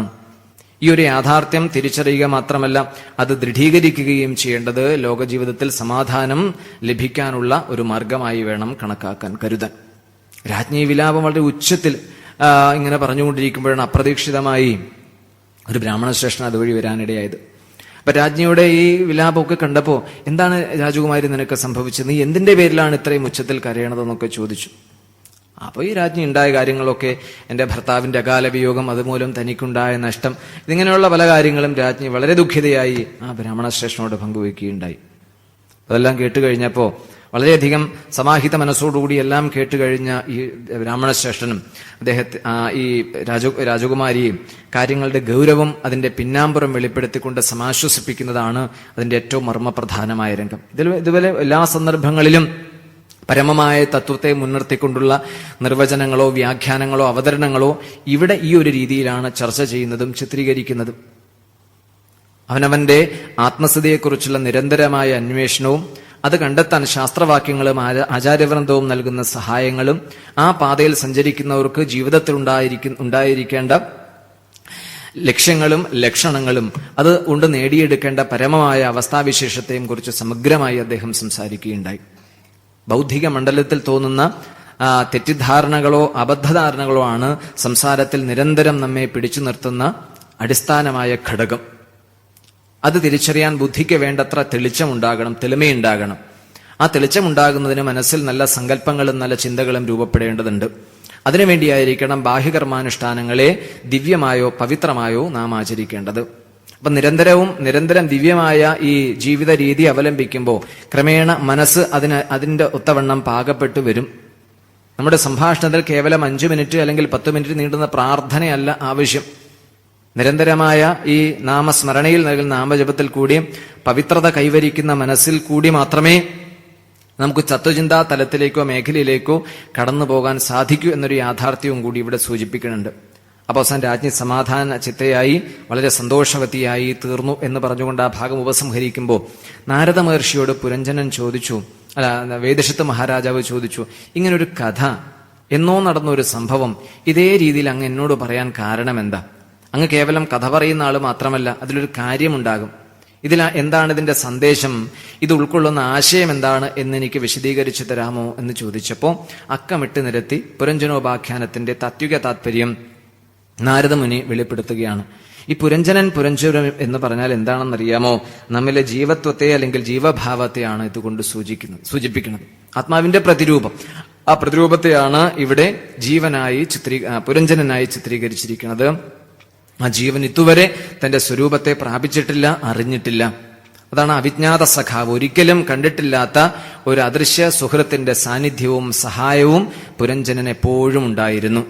അതാണ് നേരത്തെ പറഞ്ഞ യോന്ത പ്രവിശ്യമമ വാചമിമാം പ്രസുപ്താം എന്ന് പറഞ്ഞ നമ്മുടെ ശരീരത്തിലെ എല്ലാ പ്രവർത്തനങ്ങളെയും നിയന്ത്രിച്ചുകൊണ്ട് നമ്മിൽ അധിവസിക്കുന്ന ഉൾ സാന്നിധ്യത്തെ വേണമെങ്കിൽ വാക്കുകൊണ്ട് അതിന്റെ പരമകാഷ്ഠയിൽ ഞാൻ എന്ന് പറയാം. വദന്തി തത്വവിദഃ തത്വം ജ്ഞാനം അദ്വയം ബ്രഹ്മേതി പരമാത്മേതി ഭഗവാൻ ഇതി ശബ്ദതേ എന്ന ശ്ലോകം വഴി നമ്മളെ ബോധ്യപ്പെടുത്തുന്ന, നമ്മളെ അനുഭവ സ്വരൂപേണ വർത്തിക്കുന്ന പരമാത്മ സാന്നിധ്യത്തെ ഇതുവരെ ജീവന് നേരിട്ട് അറിയാനോ അല്ലെങ്കിൽ കണ്ടുമുട്ടാനോ സാധിച്ചിട്ടില്ല. അതാണ് എല്ലാ പ്രശ്നങ്ങളുടെയും തുടക്കം. അതറിയാതെയുള്ള യാത്രയാണ് ജീവൻ നടത്തിയത്. അതിനെയാണ് സംസാരം എന്ന് പറയുന്നത്. അനവധി സ്ഥലങ്ങളിൽ പല പാർപ്പിടങ്ങളിൽ പ്രവേശിച്ചു എന്ന് പറഞ്ഞാൽ ഒട്ടേറെ ശരീരങ്ങളിൽ ജീവൻ പ്രവേശിച്ചു നോക്കി. പക്ഷെ ആ ശരീരങ്ങളിലൊക്കെ താത്കാലികമായ സുഖം അല്പാൽപം അനുഭവിക്കാമെന്നല്ലാതെ ദീർഘകാലിക സുഖം ഒന്നും എവിടെ നിന്നും ലഭിച്ചില്ല. അങ്ങനെ ആ സുഖാന്വേഷണത്തിന് ബാഹ്യലോകത്ത് മുഴുവൻ സഞ്ചരിച്ചൊടുവിൽ ഈ പുരഞ്ജൻ എത്തിപ്പെടുന്നത് ഹിമാലയത്തിന്റെ തെക്കേ താഴ്വരയിലെ ഒരു പരന്ന പ്രദേശത്താണ്. ഹിമാലയത്തിന്റെ തെക്കേ താഴ്വര എന്ന് പറഞ്ഞാൽ ഈ ഭാരതഭൂമി. അപ്പൊ ഭാരതഭൂമിയിൽ വന്ന് 9 ഗോപുരദ്വാരങ്ങളും തലയെടുപ്പുള്ള കൊട്ടാരവും എന്ന വർണ്ണനയിൽ കൂടി അർത്ഥമാക്കുന്നത് ഒരു മനുഷ്യദേഹത്തിൽ പ്രവേശിക്കാൻ ജീവന് അനേകകാല യാത്രയ്ക്കൊടുവിൽ സാധിച്ചു. അതാണ് അതിന്റെ സാരാംശം. അവിടെ അതിസുന്ദരിയായ ഒരു യുവതി പുരഞ്ജനെ ആകർഷിച്ചു, സ്വീകരിച്ചു എന്ന് പറഞ്ഞല്ലോ. ആ അതിസുന്ദരിയായ യുവതിയെ ഇവിടെ ചിത്രീകരിക്കുന്നത് ബുദ്ധിയായിട്ടാണ്. ബുദ്ധിയാണ് ജീവനെ ആകർഷിച്ച് സംസാരത്തിൽ ബന്ധിപ്പിക്കുന്നത്. ആ യുവതി എന്താണോ സംസാരിക്കുന്നത് അത് പുരഞ്ജനൻ കേൾക്കും. യുവതി നൃത്തം ചെയ്യുമ്പോൾ കൂടെ നൃത്തം ചെയ്യും. യുവതി പാടുമ്പോൾ കൂടെ പാടും. യുവതി ഉറങ്ങുമ്പോൾ ഈ പുരഞ്ജൻ ഉറങ്ങും. അപ്പം എല്ലാം ഈ യുവതിക്ക് അല്ലെങ്കിൽ ആ കൊട്ടാരത്തിന്റെ അധിപതിക്ക് അല്ലെങ്കിൽ ആ മാളികയുടെ അധികാരിക്ക് കീഴ്പ്പെട്ട് അല്ലെങ്കിൽ വഴങ്ങി ജീവിക്കുന്ന ഒരു രീതിയാണ് ഇവിടെ നാം കാണുന്നത്. അപ്പൊ ബുദ്ധിക്ക് കീഴ്പ്പെട്ട് സംസാരത്തിൽ ഭ്രമിച്ച് യാഥാർത്ഥ്യം മനസ്സിലാക്കാതെ കഴിയുന്ന സ്ഥിതിവിശേഷത്തെയാണ് ഈ കോട്ടയ്ക്കുള്ളിലെ മനോഹരവും മാസ്മരികവുമായ ദൃശ്യങ്ങളിൽ ഭ്രമിച്ച് അതിൽ മുഴുകി കഴിഞ്ഞതായി നാരദ മഹർഷി വേദശത്തിനോട് ഉപദേശിക്കുന്നത്. കുറേ കാലം ആ വിഷയഭോഗങ്ങളിൽ കഴിഞ്ഞു. കാലം പോയത് അറിഞ്ഞില്ല. അപ്പൊ ബുദ്ധിയിൽ ശരീരാഭിമാന ചിന്ത ശക്തമായി, ശരീരമാണ് താനുള്ള മിഥ്യാധാരണയിൽ ശരീര വിഷയങ്ങളിലും മനസ്സിന്റെ കൽപ്പിതമായ സൗഭാഗ്യങ്ങളിലും വൈകാരിക തലങ്ങളിലും മാത്രം ഒഴുകി ജീവൻ സഞ്ചരിച്ചുകൊണ്ടേയിരുന്നു. അങ്ങനെ കുറേ കാലം പിന്നിട്ടു. അതാണ് ചണ്ഡവേഗൻ എന്ന് പറയുന്ന ഒരു ഗന്ധർവൻ ഈ കോട്ടയെ ആക്രമിക്കാൻ വന്നു എന്ന് പറഞ്ഞതിന്റെ പിന്നിലെ താല്പര്യം. ആ ചണ്ഡവേഗനോടൊപ്പം 365 പുരുഷന്മാരും 365 സ്ത്രീകളും ഉണ്ടായി എന്ന് പറഞ്ഞല്ലോ. അതൊരു വർഷത്തിലെ 365 ദിനരാത്രങ്ങളാണ്. 365 ദിവസം, അതിലെ 365 പകൽ, 365 രാത്രികൾ. അപ്പൊ പകലിനെ പുരുഷനായും രാത്രിയെ സ്ത്രീയായും ചിത്രീകരിച്ചു, ഇവിടെ കഥാവതരണത്തിന്റെ സൗകര്യത്തിന് വേണ്ടിയെന്ന് മാത്രം. അപ്പൊ നിരന്തരം ഈ ചണ്ഡവേഗന്റെ ആക്രമണം ഉണ്ടാകുന്നത് കൊണ്ടാണ് ശരീരത്തിന് പല ഭേദങ്ങളും പല അവസ്ഥാ വ്യത്യാസങ്ങളും സംജാതമാകുന്നത് വരുന്നത്. അങ്ങനെയാണല്ലോ നമുക്കറിയാം. ശൈശവം പിന്നിട്ട് ബാല്യം പിന്നിട്ടാൽ പിന്നീട് കൗമാരം പിന്നിട്ട് യൗവനം പിന്നിട്ട് വാർദ്ധക്യം എന്നീ അവസ്ഥാവിശേഷങ്ങളൊക്കെ ശരീരത്തിന് സംഭവിക്കുന്നത് ഈ ചണ്ഡവേഗ ഗന്ധർവന്റെ ആക്രമണം കൊണ്ടാണ് എന്ന് സ്ഥാപിക്കുന്നു. നോക്കൂ, ശൈശവാവസ്ഥയിൽ പ്രത്യേകിച്ച് ഭേദബുദ്ധി ഉണ്ടാകാൻ തരമില്ല. അത് കഴിഞ്ഞ് അടുത്ത ഘട്ടത്തിലേക്ക്, അടുത്ത തലത്തിലേക്ക് കടക്കുമ്പോഴാണ് ബാലൻ ബാലിക എന്നുള്ള വേർതിരിവ് സംഭവിക്കുന്നത്. അത് കഴിഞ്ഞാൽ അവർ കുറച്ചുകൂടി മുതിർന്നു കഴിഞ്ഞാൽ പിന്നീട് ആരായി? കുമാരനും കുമാരിയുമായി. ഈ കുമാരനും കുമാരിയും പിന്നെ വിദ്യാർത്ഥിനിയും വിദ്യാർത്ഥിയുമായി. അവര് തന്നെ കാമുകനും കാമുകിയുമായി. കുറച്ചുകൂടി മുതിർന്നു കഴിഞ്ഞപ്പോൾ അവര് ആരായി? ഭാര്യയും ഭർത്താവുമായി തീർന്നു. ഭാര്യയും ഭർത്താവുമായി കഴിഞ്ഞ വേഷം അണിഞ്ഞ് കുറച്ചു കാലം കഴിഞ്ഞപ്പോൾ ആ വേഷം മാറ്റി അവര് തന്നെ ആരായി? ഭാര്യയും ഭർത്താവും അച്ഛനും അമ്മയുമായി. അങ്ങനെ ഒരു സ്ഥാനക്കയറ്റം അവർക്ക് ലഭിക്കുന്നുണ്ട്. ആ അച്ഛനും അമ്മയും കുറച്ചുകൂടി മുതിർന്നാൽ കുറെ കൂടി കാലം പിന്നിട്ടാൽ പിന്നീട് ആരാവും? അവരൊരു അടുത്ത പദവിയിലേക്ക് ഉയർത്തപ്പെടും. മുത്തശ്ശനും. ഇപ്പൊ നാട്ടിൻപുറത്തൊക്കെ അപ്പൂപ്പനും അമ്മൂമ്മയും എന്ന് വിളിക്കാറുണ്ട്. ഇപ്പൊ അങ്ങനെയൊന്നും കുട്ടികൾ വിളിക്കാറില്ല. അവർക്ക് അത് അറിയില്ല, അതുകൊണ്ടായിരിക്കാം. അപ്പൊ അപ്പൂപ്പനും അമ്മൂമ്മയും ആവും കുറച്ച് കഴിയുമ്പോൾ. ഈ അപ്പൂപ്പനും അമ്മയും കുറച്ചുകൂടി സ്റ്റാൻഡേർഡ് ആകുമ്പോഴാണല്ലോ ഈ മുത്തശ്ശനും മുത്തശ്ശിയൊക്കെ അങ്ങനെയൊക്കെ വിളിക്കുക. അത് കഴിഞ്ഞ് ഈ അപ്പൂപ്പനും അമ്മയും കുറച്ച് മുതിർന്ന് മൂപ്പെത്തിക്കഴിഞ്ഞാൽ അവരെ പിന്നെന്താ വിളിക്കുക? കേട്ടിട്ടില്ല അങ്ങനെ ഒരു പ്രയോഗം? കേട്ടിട്ടൊക്കെ ഉണ്ട്, പറയാനൊരു മടി എന്നേ ഉള്ളൂ. മുതുക്കനും മുതുക്കിയുമാകും. ഏറ്റവും അവസാനത്തെ വേഷമാണ്. ഈ ബാലനും ബാലികയും തന്നെയാണ് ചണ്ഡവേഗന്റെ നിരന്തര ആക്രമണത്തിന്റെ ഒരു ഭാഗമായി അല്ലെങ്കിൽ ഫലമായി ഏറ്റവും ഒടുവിൽ ഈ മുതുക്കനും മുതുക്കിയുമായി തീരുന്നത്. അപ്പൊ ഈ ബാല്യം അവിടെ പ്രത്യേകിച്ച് ജീവിതത്തെക്കുറിച്ച്, ജീവിതത്തിന്റെ ആഴത്തെക്കുറിച്ച്, അതിന്റെ ലക്ഷ്യത്തെക്കുറിച്ചൊന്നും പ്രത്യേകിച്ച് ചിന്തയുണ്ടാകില്ല. അത് പലവിധ ചാബല്യങ്ങളും കളിചിരികളിലും ഒക്കെ ഭ്രമിച്ചങ്ങനെ കഴിയും. ബാലസ്ഥാവത് ക്രീഡാസക്ത. കുറച്ചുകൂടി മുതിർന്നു കഴിഞ്ഞാലോ കൗമാരത്തിന്റെയും യുവനാരംഭത്തിന്റെയും കാര്യം ഞാൻ പറയാതെ നിങ്ങൾക്കറിയാം. യുവാക്കൾ യുവതികളിലും യുവതികൾ യുവാക്കളിലും ഭ്രമിച്ചങ്ങനെ കഴിയുന്ന ഒരു കാലം. പിന്നീട് വിവാഹം, കുടുംബജീവിതം, അങ്ങനെ മുന്നേറും. കുടുംബ പരിപാലനം, ഗൃഹനിർമ്മാണം എന്ന് വേണ്ട വിപുലമായ ഒരു കർമ്മ ലോകത്തേക്ക് അവർ ഉയർത്തപ്പെടും. അത് കഴിഞ്ഞ് കുട്ടികളുണ്ടായി, അവരുടെ വിദ്യാഭ്യാസമായി, അവരുടെ തൊഴിലായി, അവർക്ക് വരുമാനം ഉണ്ടാകുന്ന ഒരു സ്ഥിരമായ സംവിധാനമായി, പിന്നെ അവരുടെ ഭാവിയെക്കുറിച്ച് ചിന്തയായി അവർ വളർന്നു. അത് കഴിഞ്ഞാൽ പിന്നീട് നമ്മൾ ആരായി? അച്ഛനും അമ്മയും എന്നത് മുത്തശ്ശനും മുത്തശ്ശിയുമായി മാറും. കാലാന്തരത്തിൽ ഈ മുത്തശ്ശനും മുത്തശ്ശിയുമാണ് ഏറ്റവും അവസാനത്തെ വേഷത്തിലേക്ക്, വാർദ്ധക്യ വേഷത്തിലേക്ക് എത്തിപ്പെടുക. അപ്പൊ വാർദ്ധക്യം സംഭവിക്കുന്നതിന്റെ ജീവിതത്തിലെ 2/3 ഭാഗവും കഴിഞ്ഞു. ഇനി ജാഗ്രതയോടെ ഇരിക്കണം, ഇനി ഈ പരിപാടി നടക്കില്ല എന്ന് പ്രകൃതി നമ്മെ ഓർമ്മപ്പെടുത്തുന്ന ചില സൂചനാഫലകങ്ങൾ, സൂചനാ ബോർഡുകൾ നമുക്ക് നൽകും. കണ്ണാടി മുമ്പിൽ നിൽക്കുമ്പോൾ നമുക്ക് മനസ്സിലാകും. വേറെയെങ്ങുമല്ല, നമ്മുടെ ഈ ഇത്രയും കാലം സംരക്ഷിച്ചിരുന്ന, പരിപാലിച്ചിരുന്ന, അലങ്കരിച്ചിരുന്ന ദേഹത്തിൽ തന്നെ അതിനുള്ള സൂചനകൾ പ്രകൃതി നമുക്ക് നൽകും. എന്തൊക്കെയാ നൽകും? വാർദ്ധക്യ ലക്ഷണങ്ങൾ അല്ലെങ്കിൽ വാർദ്ധക്യമായി എന്നതിന്റെ സൂചനകൾ എന്തൊക്കെയാ നമ്മൾ ധരിച്ചിട്ടുള്ളത് അറിയാം. അണിഞ്ഞ മുടി ഇങ്ങനെ ചെയ്യുമ്പോൾ, അണിഞ്ഞൊരുകുമ്പോൾ ഒരു നര വെളുത്തൊരു മുടി, വെറുതെ ഇരിക്കില്ല, ചുറ്റും നോക്കി ആരും കണ്ടില്ല, പിഴുതൊരു ഒറ്റ എറിയ ദൂരത്തേക്ക്, ഇനി മേല ഈ വഴിക്കേ കണ്ടേക്കരുത്, അത് വിട്ടു. 2 ആഴ്ച കഴിഞ്ഞപ്പോൾ 2 അപ്പുറം ഇപ്പം 2 വെറുതെ വിടുവോ നമ്മൾ? 2 പിഴുതെറിഞ്ഞു. പിന്നീട് 1 മാസം പിന്നിട്ടു. 2-3 മാസം കഴിഞ്ഞപ്പോഴാണ് കറുപ്പിന്റെ എണ്ണം കുറയുന്നു, വെളുപ്പിന്റെ എണ്ണം കൂടുന്നു. ആകെ പ്രശ്നം. എന്ത് ചെയ്യും? പുറത്തിറങ്ങി നടക്കണ്ടേ? ഇത്രയും പെട്ടെന്ന് വൃദ്ധനായി എന്ന ആൾക്കാരുടെ മുമ്പിൽ എങ്ങനെയാ സമ്മതിച്ചു കൊടുക്കുക? അപ്പൊ എന്ത് ചെയ്യും? ഇന്ന് ചെറുപ്പത്തിലെ വാർദ്ധക്യത്തിന്റെ ലക്ഷണമായ സൂചനയായ ഈ വെളുപ്പ് വ്യാപിച്ചു തുടങ്ങിയപ്പോൾ ഇന്ന് അപ്പപ്പം തന്നെയുള്ള ചെറുപ്പക്കാർ തന്നെ ഈ ഒരു മാർഗം അവലംബിച്ചിട്ടുണ്ട്. ഇപ്പൊ മുടി തഴച്ചു വളരാനും ഇടതൂർന്ന കാർഗോന്തലുണ്ടാകാനും വേണ്ടിയുള്ള ഈ തൈലങ്ങളൊക്കെ ഇപ്പൊ ധാരാളം കിട്ടും, ഇഷ്ടംപോലെ കിട്ടുന്നുണ്ട്. ഇപ്പൊ അതിന് ഏറ്റവും കൂടുതൽ പറയാൻ പാടില്ലാത്ത ഏറ്റവും കൂടുതൽ പ്രചാരം ഈ ഒരു മേഖലയിൽ ആദ്യമായി വലിയ പരസ്യവാചകത്തിൽ കൂടി ധാരാളം പേരെ ആകർഷിച്ച ഒരു സ്ഥാപനമുണ്ട്. കേട്ടിട്ടുണ്ടോ? നിങ്ങൾ കേട്ടിട്ടില്ല? ഉണ്ടാവും തീർച്ചയായിട്ടും ഉണ്ടാകും. കേൾക്കാത്തവരാരും ഈ കൂട്ടത്തിൽ ഉണ്ടാകില്ല. ഒരു തൈലത്തിന്റെ പേര് ചന്തുമേനോന്റെ ഒരു കൃതിയാണ്. അത് പണ്ട് കാലത്ത് നോവലായിരുന്നു. അത് വളരെ രസകരമായ കാര്യം. ഇതിന്റെ ഒരു യാഥാർത്ഥ്യം ശ്രോതാക്കളൊന്ന് മനസ്സിലാക്കേണ്ടതുണ്ട്. ഈ കമ്പനിയുടെ ഉടമസ്ഥന് തലയിൽ ഒരു മുടി പോലും ഇല്ല എന്നതാണ് യാഥാർത്ഥ്യം. തലയിൽ ഒരു മുടി പോലും ഇല്ലാത്ത ഉടമസ്ഥനാണ് ഈ ലോകത്ത് മുഴുവൻ. ഇത് പിന്നെ വെറും കഥയൊന്നുമല്ല, വെറുതെ വാക്കില്ല.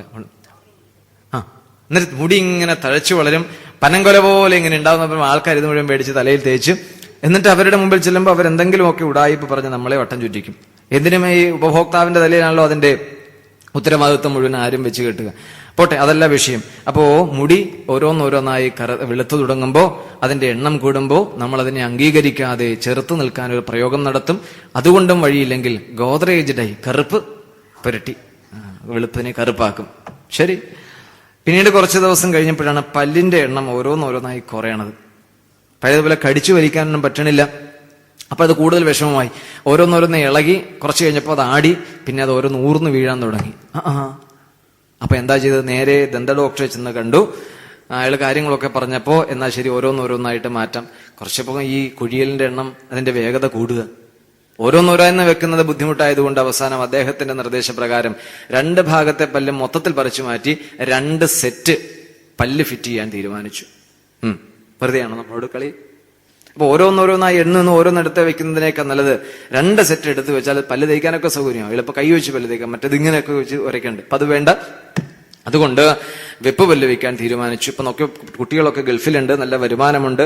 റബ്ബറിന് ഇപ്പൊ വില കുറവാണെങ്കിൽ നേരത്തെ നല്ല വിലയുണ്ടായിരുന്നു. പെൻഷൻ കിട്ടാനുണ്ട്, അത്യാവശ്യം ബാങ്ക് ഡെപ്പോസിറ്റ് ഒക്കെ കയ്യിലുണ്ട്. ഇതിങ്ങനെ കൂട്ടി വെച്ചിട്ട് എന്താ കാര്യം? നാട്ടുകാരറിയണ്ടേ? അതിനെന്താ വഴി? നല്ലൊരു വഴിയുണ്ട്. ഈ വെപ്പ് പല്ലിന്റെ മധ്യത്തിലുള്ള 4 എണ്ണം സ്വർണം പൂശുക. എന്നിട്ട് വായിൽ വെച്ച് പിടിപ്പിച്ച് ആരെ കണ്ടാലും വാ തുറന്ന് വെളുക്ക ചിരിക്കുക. എന്തിനാ ചിരിക്കണത്? വായിൽ വെച്ചാൽ പോലെ. ഇത്രയും പണം ചെലവാക്കി സ്വർണം പൂശിയ പല്ലുകൾ വായിലടച്ചു വെച്ചത് എന്തുകൊണ്ട് കാര്യം? അത് നാട്ടുകാർ കാണണ്ടേ? അതുകൊണ്ട് ആരെ കണ്ടാലും അവരാരാണെന്ന് പോലും നോക്കാതെ വാ തുറന്ന് വെളുക്ക ചിരിക്കുന്ന ഒരു രീതി.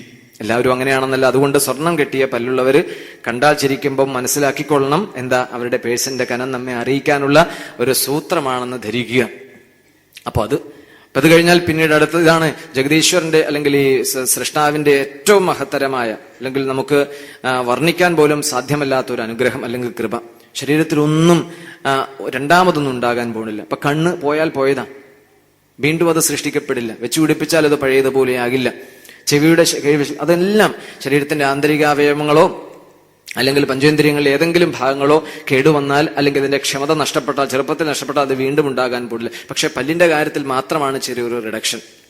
കുട്ടിക്കാലത്ത് കുറെ പല്ലുകൾ, കിന്നരിപ്പല്ലുകൾ, പാൽപ്പല്ലുകൾ ഉണ്ടാകും.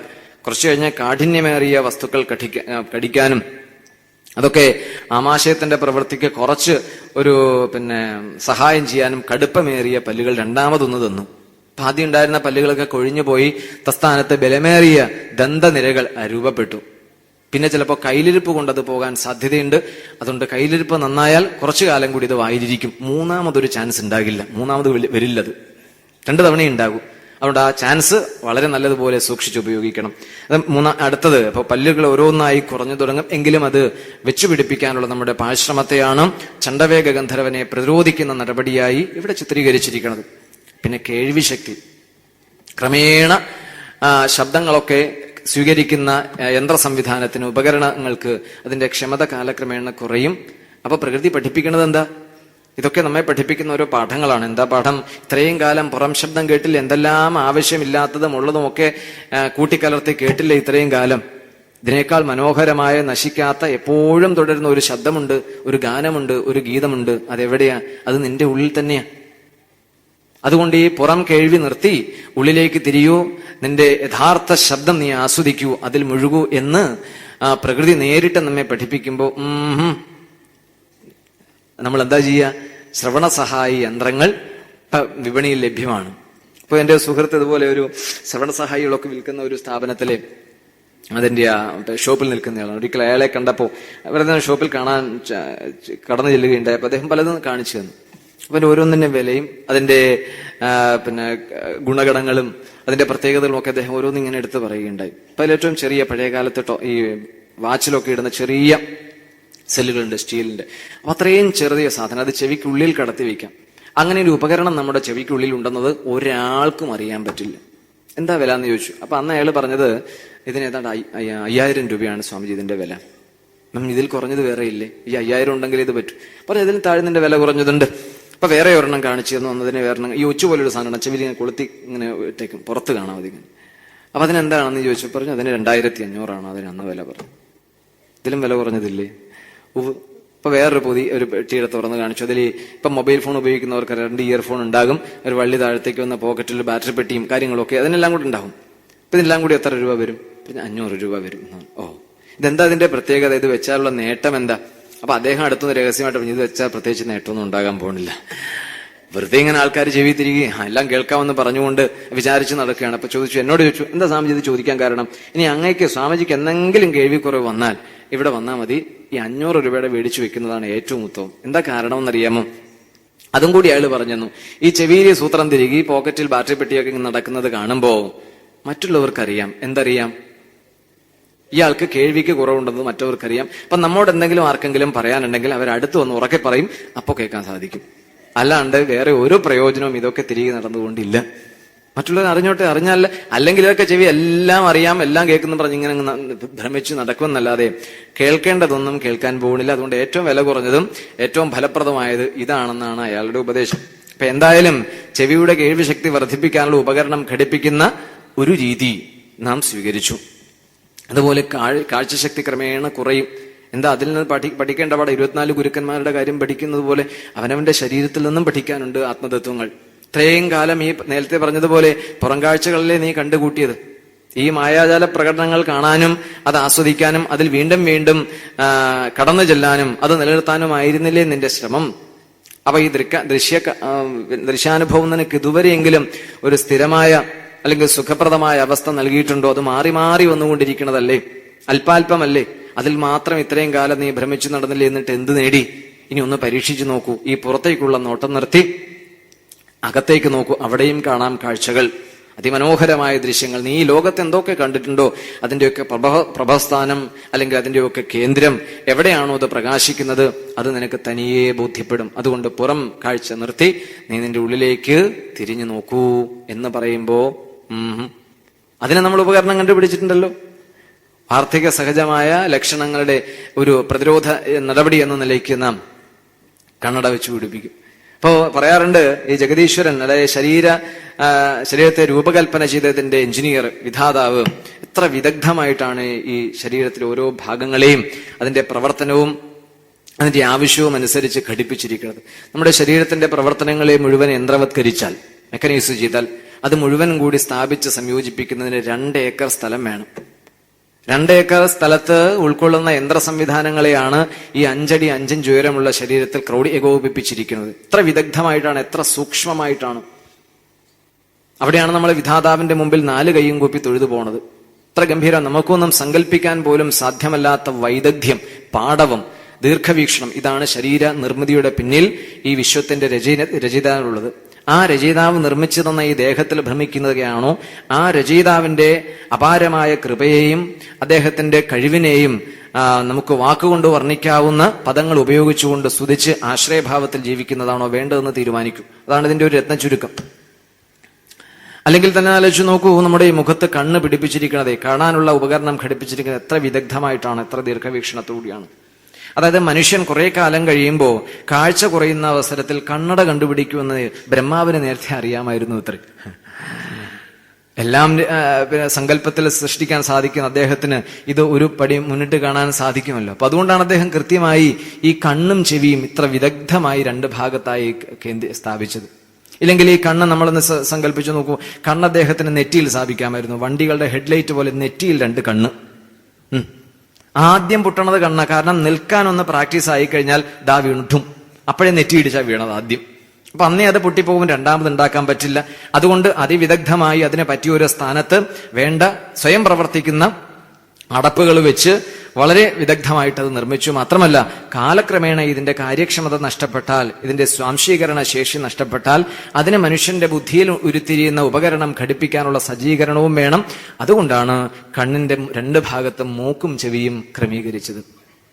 ഇല്ലെങ്കിൽ ഈ കണ്ണട താങ്ങി വയ്ക്കാൻ പ്രത്യേകം ഉപകരണം കണ്ടുപിടിക്കണം. അത് കുനിഞ്ഞാൽ ഊരിപ്പോകാതിരിക്കാൻ കെട്ടിയിടണം. അപ്പൊ ഊരിപ്പോകാതെ താങ്ങി വയ്ക്കാൻ മൂക്കും,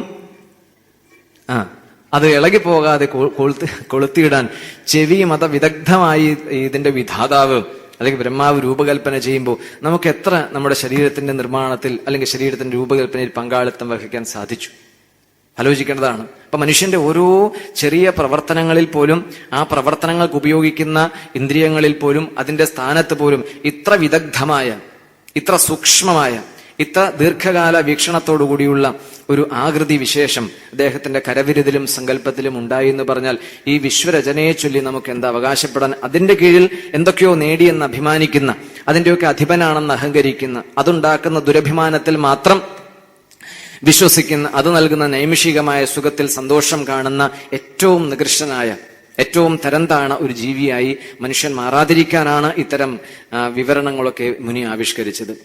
അപ്പൊ ഇത്രയും കഴിഞ്ഞു. ഇത് കഴിഞ്ഞാലോ? ഇതെല്ലാം കഴിഞ്ഞു. കാഴ്ചശക്തി നഷ്ടപ്പെട്ടു, കേൾവിശക്തി കുറഞ്ഞു, പല്ലിന്റെ എണ്ണം കുറഞ്ഞു, ഇങ്ങനെ എല്ലാം ആകൃതിയിലും ഒട്ടേറെ വ്യത്യാസങ്ങളൊക്കെ വന്നു. അപ്പൊ അതിനെയൊക്കെ പുനഃസ്ഥാപിക്കാൻ വേണ്ടി മനുഷ്യൻ നടത്തുന്ന പാശ്രമത്തെയാണ് ചണ്ഡവേഗ ഗന്ധർവനെ പ്രതിരോധിച്ചു എന്നതിന്റെ പിന്നിലുള്ളത്.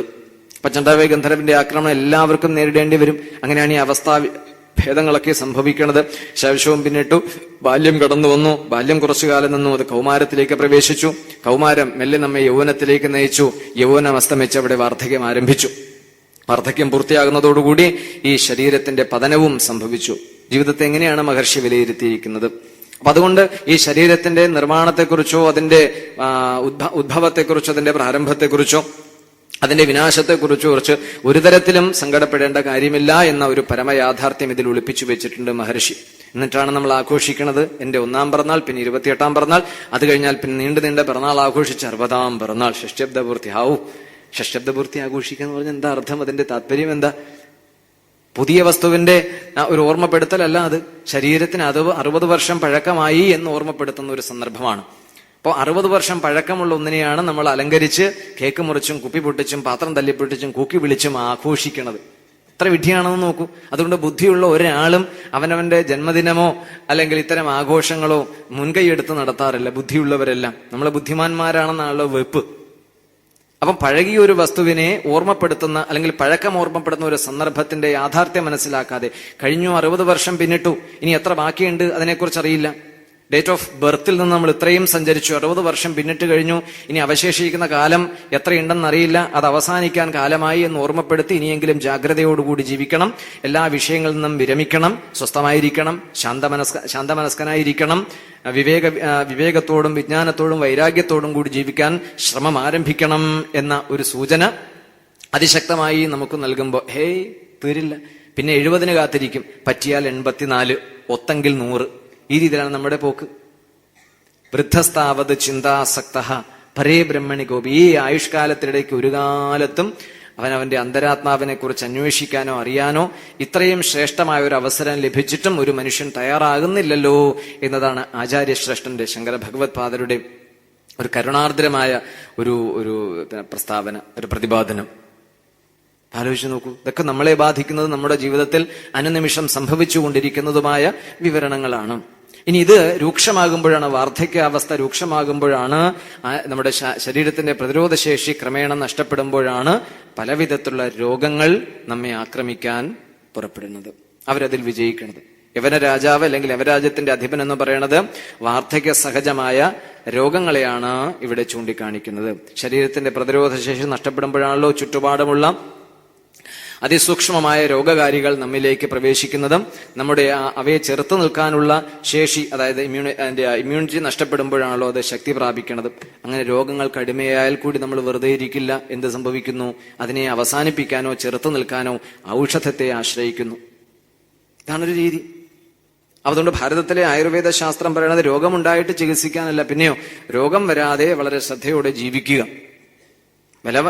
ആരോഗ്യത്തോടും ബലത്തോടും കൂടി ജീവിക്കുന്ന ഒരു രീതിയാണ് നാം അവലംബിക്കേണ്ടത്. ഇത്രയധികം മാരകമായ രോഗങ്ങളോ ചികിത്സകൾ പോലുമില്ലാത്ത സാംക്രമികമായ അസ്വസ്ഥതകളോ ഇവിടേക്ക് കടന്നു വന്നതാണ്. നമ്മൾ പരിശോധിക്കുമ്പോൾ ഇത്രയധികം മാരകരോഗമുള്ളവരായിരുന്നില്ല നമ്മുടെ പൂർവികർ.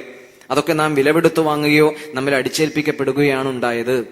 ഇപ്പൊ പറയേണ്ട ജീവിതശൈലി രോഗങ്ങൾ എന്നുള്ള ഒരു പുതിയ ഒരു രീതി അല്ലെങ്കിൽ പുതിയൊരു വ്യാഖ്യാനം വന്നു ചേർന്നിരിക്കുന്നു. ചെറുപ്പകാലത്ത് തന്നെ ഒരു 10, 25, 30 വയസ്സാകുമ്പോൾ തന്നെ പലവിധത്തിലുള്ള വാർദ്ധക്യ സഹജമായ രോഗങ്ങൾക്ക് മനുഷ്യൻ ഇരയാകുകയോ അവനതിന് വിധേയനാകുകയോ ചെയ്യുന്ന ഒരു സ്ഥിതിവിശേഷം. എല്ലാറ്റിലും കൃത്രിമത്വം, അവന്റെ ചിന്തകളിലും അവന്റെ ജീവിതത്തിൽ അവന്റെ സങ്കല്പങ്ങളിലും പ്രവർത്തനങ്ങളിലും എല്ലാം ഈ കൃത്രിമത്വം കലർന്നപ്പോൾ സ്വാഭാവികമായും പ്രകൃതിയുടെ പ്രതികാര നടപടിയോ പ്രതിഷേധ സ്വരമോ നമ്മിൽ രോഗങ്ങളായി ഭവിച്ചു എന്ന് വേണം കണക്കാക്കാൻ. അവനവന്റെ ആവാസ വ്യവസ്ഥയ്ക്ക് അനുയോജ്യമായ ജീവിത രീതിയും ആഹാരക്രമവും സ്വീകരിച്ചുകൊണ്ട് ജീവിക്കുന്നതാണ് ഉത്തമം. അങ്ങനെയുള്ള ജീവിതക്രമം ശീലിക്കുന്നവരിൽ രോഗസാധ്യത വിരളമാണ്. അതുകൊണ്ടാണ് പാരമ്പര്യമായ അറിവുകളെ, നാട്ടറിവുകളെ നമ്മൾ ശീലിച്ചിരുന്നത്. അതൊന്നും വ്യവസായവൽക്കരിച്ചില്ല, വാണിജ്യവത്കരിച്ചിരുന്നില്ല. ഇപ്പൊ ഉദാഹരണത്തിന് ഒരു കാര്യം തന്നെ പറയും. ഇപ്പോ ഈ പ്രമേഹ രോഗികളുടെ എണ്ണം ദിനംപ്രതി വർദ്ധിച്ചു വരികയാണ്. അന്ന് ഇത് വളരെ വിപണന സാധ്യതയുള്ള ധാരാളം ലാഭം കൊയ്യാനുള്ള ഒരു മേഖലയായി ഇന്ന് മാറിയിട്ടുണ്ട്. എന്തിലും ഈ വാണിജ്യ ലാഭം കണക്കാക്കുന്നവര് ചികിത്സകരായി മാറിയാൽ ഉണ്ടാകുന്ന ഭവിഷ്യത്തിന് നാം എല്ലാവരും ഇന്ന്, ദുരന്തത്തിന് നാം എല്ലാവരും ഇന്ന് സാക്ഷികളാണ്. ഇപ്പൊ പണ്ടുകാലത്ത് ഈ നാട്ടുംപുറങ്ങളിൽ ഉണ്ടായിരുന്ന വൈദ്യന്മാർ നാട്ടുവൈദ്യന്മാരാണെന്നല്ലോ അവർ അറിയപ്പെടുക. അവരൊരിക്കലും ഇത്രയധികം മരുന്നുകൾ, ഔഷധങ്ങൾ നിർമ്മിച്ച് തന്റെ അലമാരയിൽ സൂക്ഷിച്ചിരുന്നില്ല. ആ ഔഷധങ്ങൾ നിർമ്മിക്കാനുള്ള അറിവ് അവര് പരമ്പരാഗതമായി ആർജിച്ചിരുന്നു. അതവര് സൂക്ഷിച്ചിരുന്നു, അത് രേഖപ്പെടുത്തിയിരുന്നു, അത് യോഗ്യരായവർക്ക് പകർന്നു കൊടുത്തിരുന്നു. ആവശ്യം പോലെ പ്രയോഗിക്കാനുള്ള അവസരവും പരിശീലനവും അവർക്ക് നൽകിയിരുന്നു. അല്ലാതെ ഇത്രയും ഔഷധങ്ങളൊന്നും നിർമ്മിച്ചു കൂട്ടിയിരുന്നില്ല. എന്തായിരിക്കും കാരണം? അതിലൊരു മനഃശാസ്ത്രമുണ്ട്. ഒരു ഭിഷഗുരന്റെ അല്ലെങ്കിൽ ഒരു നാട്ടുവൈദ്യന്റെ മനസ്സിലെ പവിത്രമായ ഒരു സങ്കല്പമാണ് ഇതിൽ നിന്നും നാം മനസ്സിലാക്കേണ്ടത്. എന്താ സങ്കല്പം?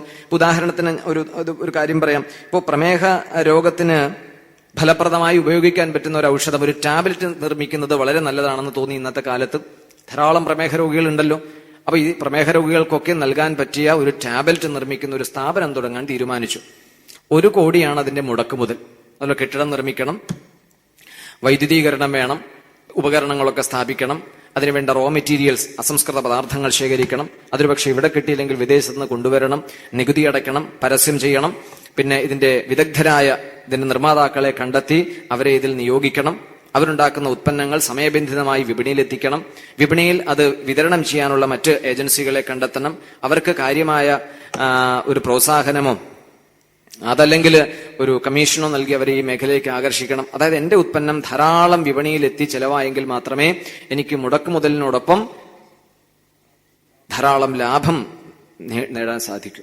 അപ്പൊ ഒരു സേവനം എന്നതിനപ്പുറത്തേക്ക് ഒരു ലാഭം എന്ന നിലയിലേക്ക് മനോഭാവം മാറിയപ്പോഴുണ്ടായ ഒരു പ്രത്യേകതയാണ്. അപ്പൊ ഇവിടെ ആലോചിച്ച് നോക്കണം. ഇവിടെ ഒരു തവണ 1,00,000 യൂണിറ്റാണ്, 1,00,000 ടാബ്ലറ്റ് ആണ് ആ കമ്പനിയുടെ അല്ലെങ്കിൽ ആ സ്ഥാപനത്തിന്റെ ഉത്പാദനക്ഷമതയെങ്കിൽ എത്ര ടാബ്ലറ്റ് ആണ് മണിക്കൂർ കണക്കിന് ഇങ്ങനെ നിർമ്മിച്ചു വരുന്നത്? അത്രയും ടാബ്ലറ്റ് പ്രമേഹ രോഗികൾക്കുള്ള ഈ ഔഷധം ഞാൻ സംഭരിച്ചു കഴിഞ്ഞാൽ എനിക്കത് ലാഭമായി പണമായി മാറണമെങ്കിൽ എന്ത് വേണം?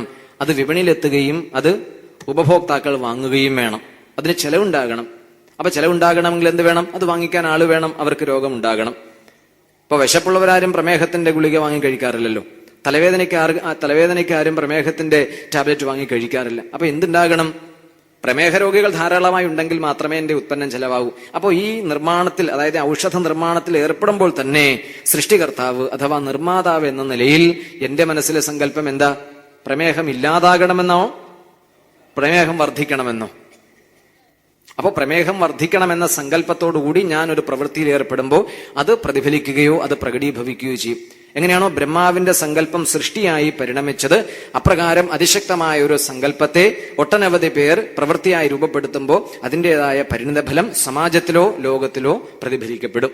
ഇതുകൊണ്ടാണ് പഴയകാല ഭിഷഗ്വരന്മാരൊന്നും അനധികൃതമായോ അധികമായോ ഔഷധം നിർമ്മിച്ച് സൂക്ഷിക്കാതിരുന്നത്. കാരണം അതിനുവേണ്ട ചെലവ് എനിക്ക് മടക്കി കിട്ടണമെങ്കിൽ വരുന്ന ആരോഗ്യാർത്ഥികളുടെ, ഒരിക്കലും രോഗികളെന്ന് നമുക്ക് പറയാനേ പാടില്ല, ആരോഗ്യാർത്ഥികളുടെ മുകളിൽ അത് അനാവശ്യമായി അടിച്ചേൽപ്പിച്ചുകൊണ്ട് അവരെ അത് ശീലിപ്പിക്കാൻ ഞാൻ സ്വയം നിർബന്ധിതനാകും.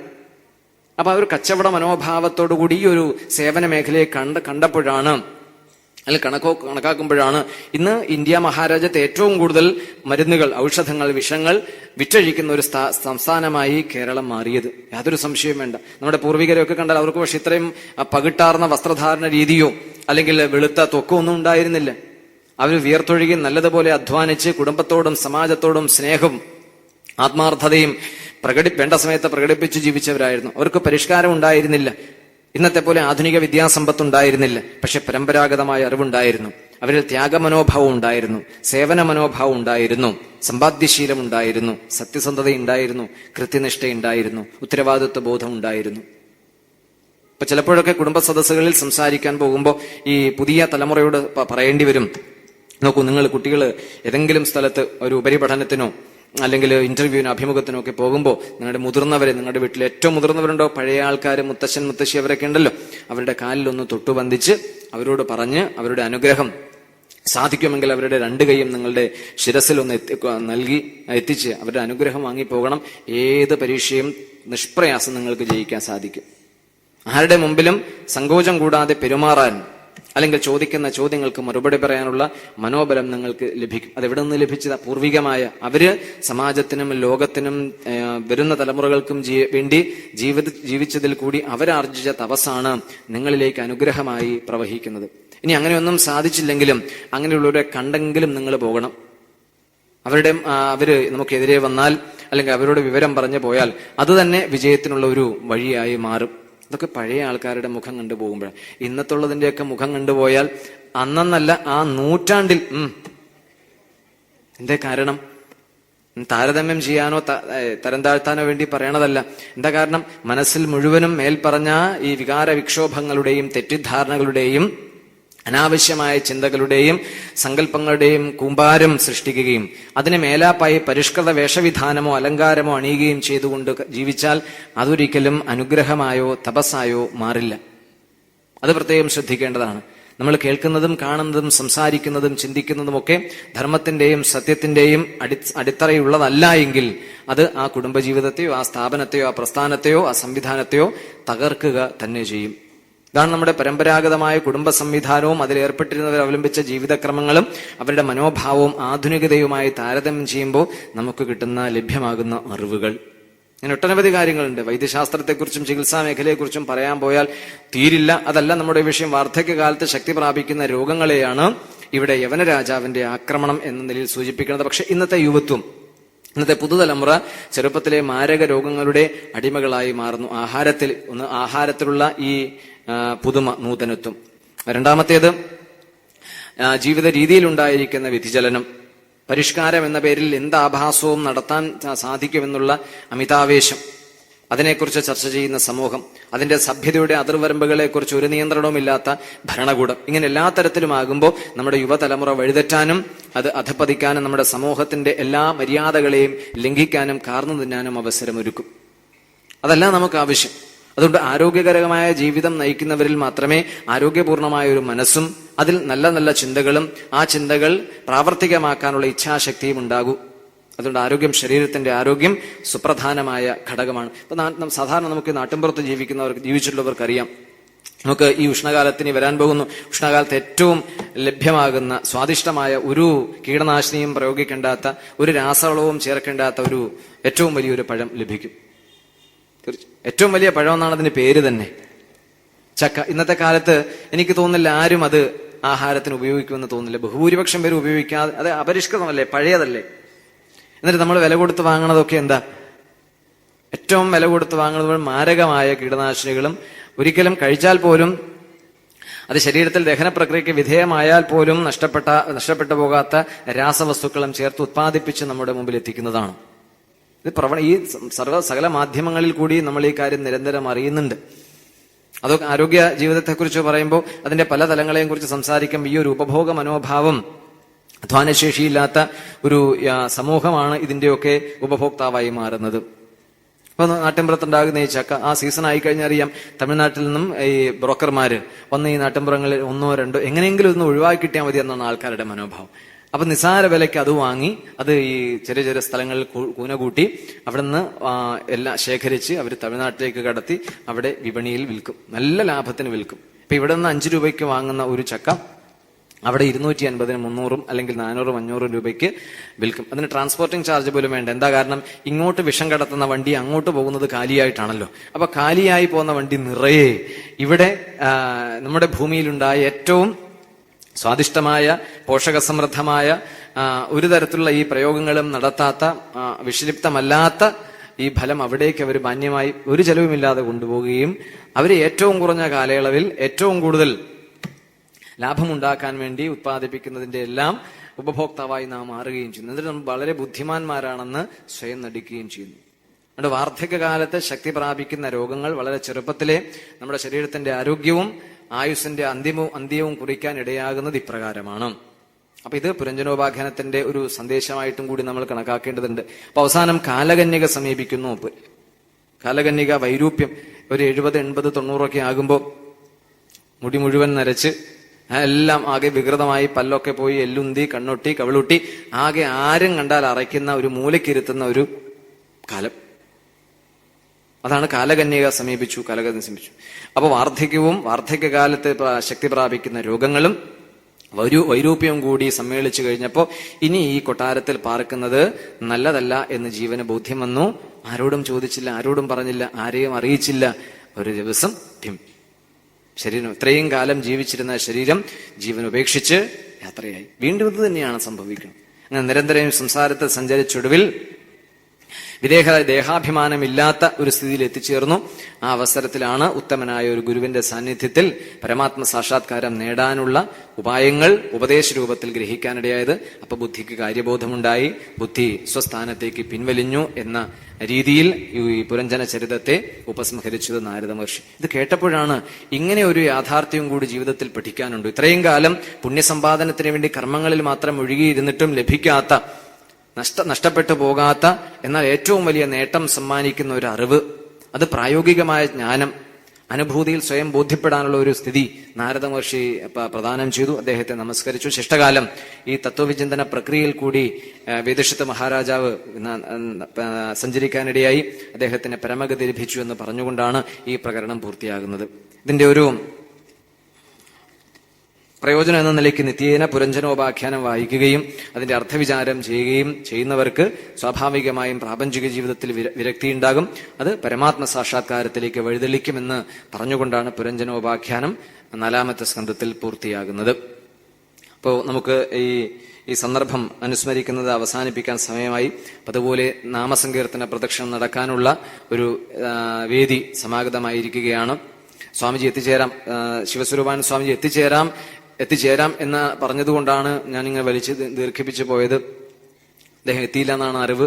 ഇനി മറ്റൊരു അവസരത്തിൽ അദ്ദേഹം വരുമെന്ന് പ്രതീക്ഷിച്ചുകൊണ്ട് നമുക്ക് അവസാനിപ്പിക്കാം. ഓം പൂർണ്ണമദഃ പൂർണ്ണമിദം പൂർണ്ണാത് പൂർണ്ണമുദച്യതേ പൂർണ്ണസ്യ പൂർണ്ണമാദായ പൂർണ്ണമേവാവശിഷ്യത്തെ. ഓം ശാന്തിഃ ശാന്തിഃ ശാന്തിഃ. ഹരിഃ ഓം.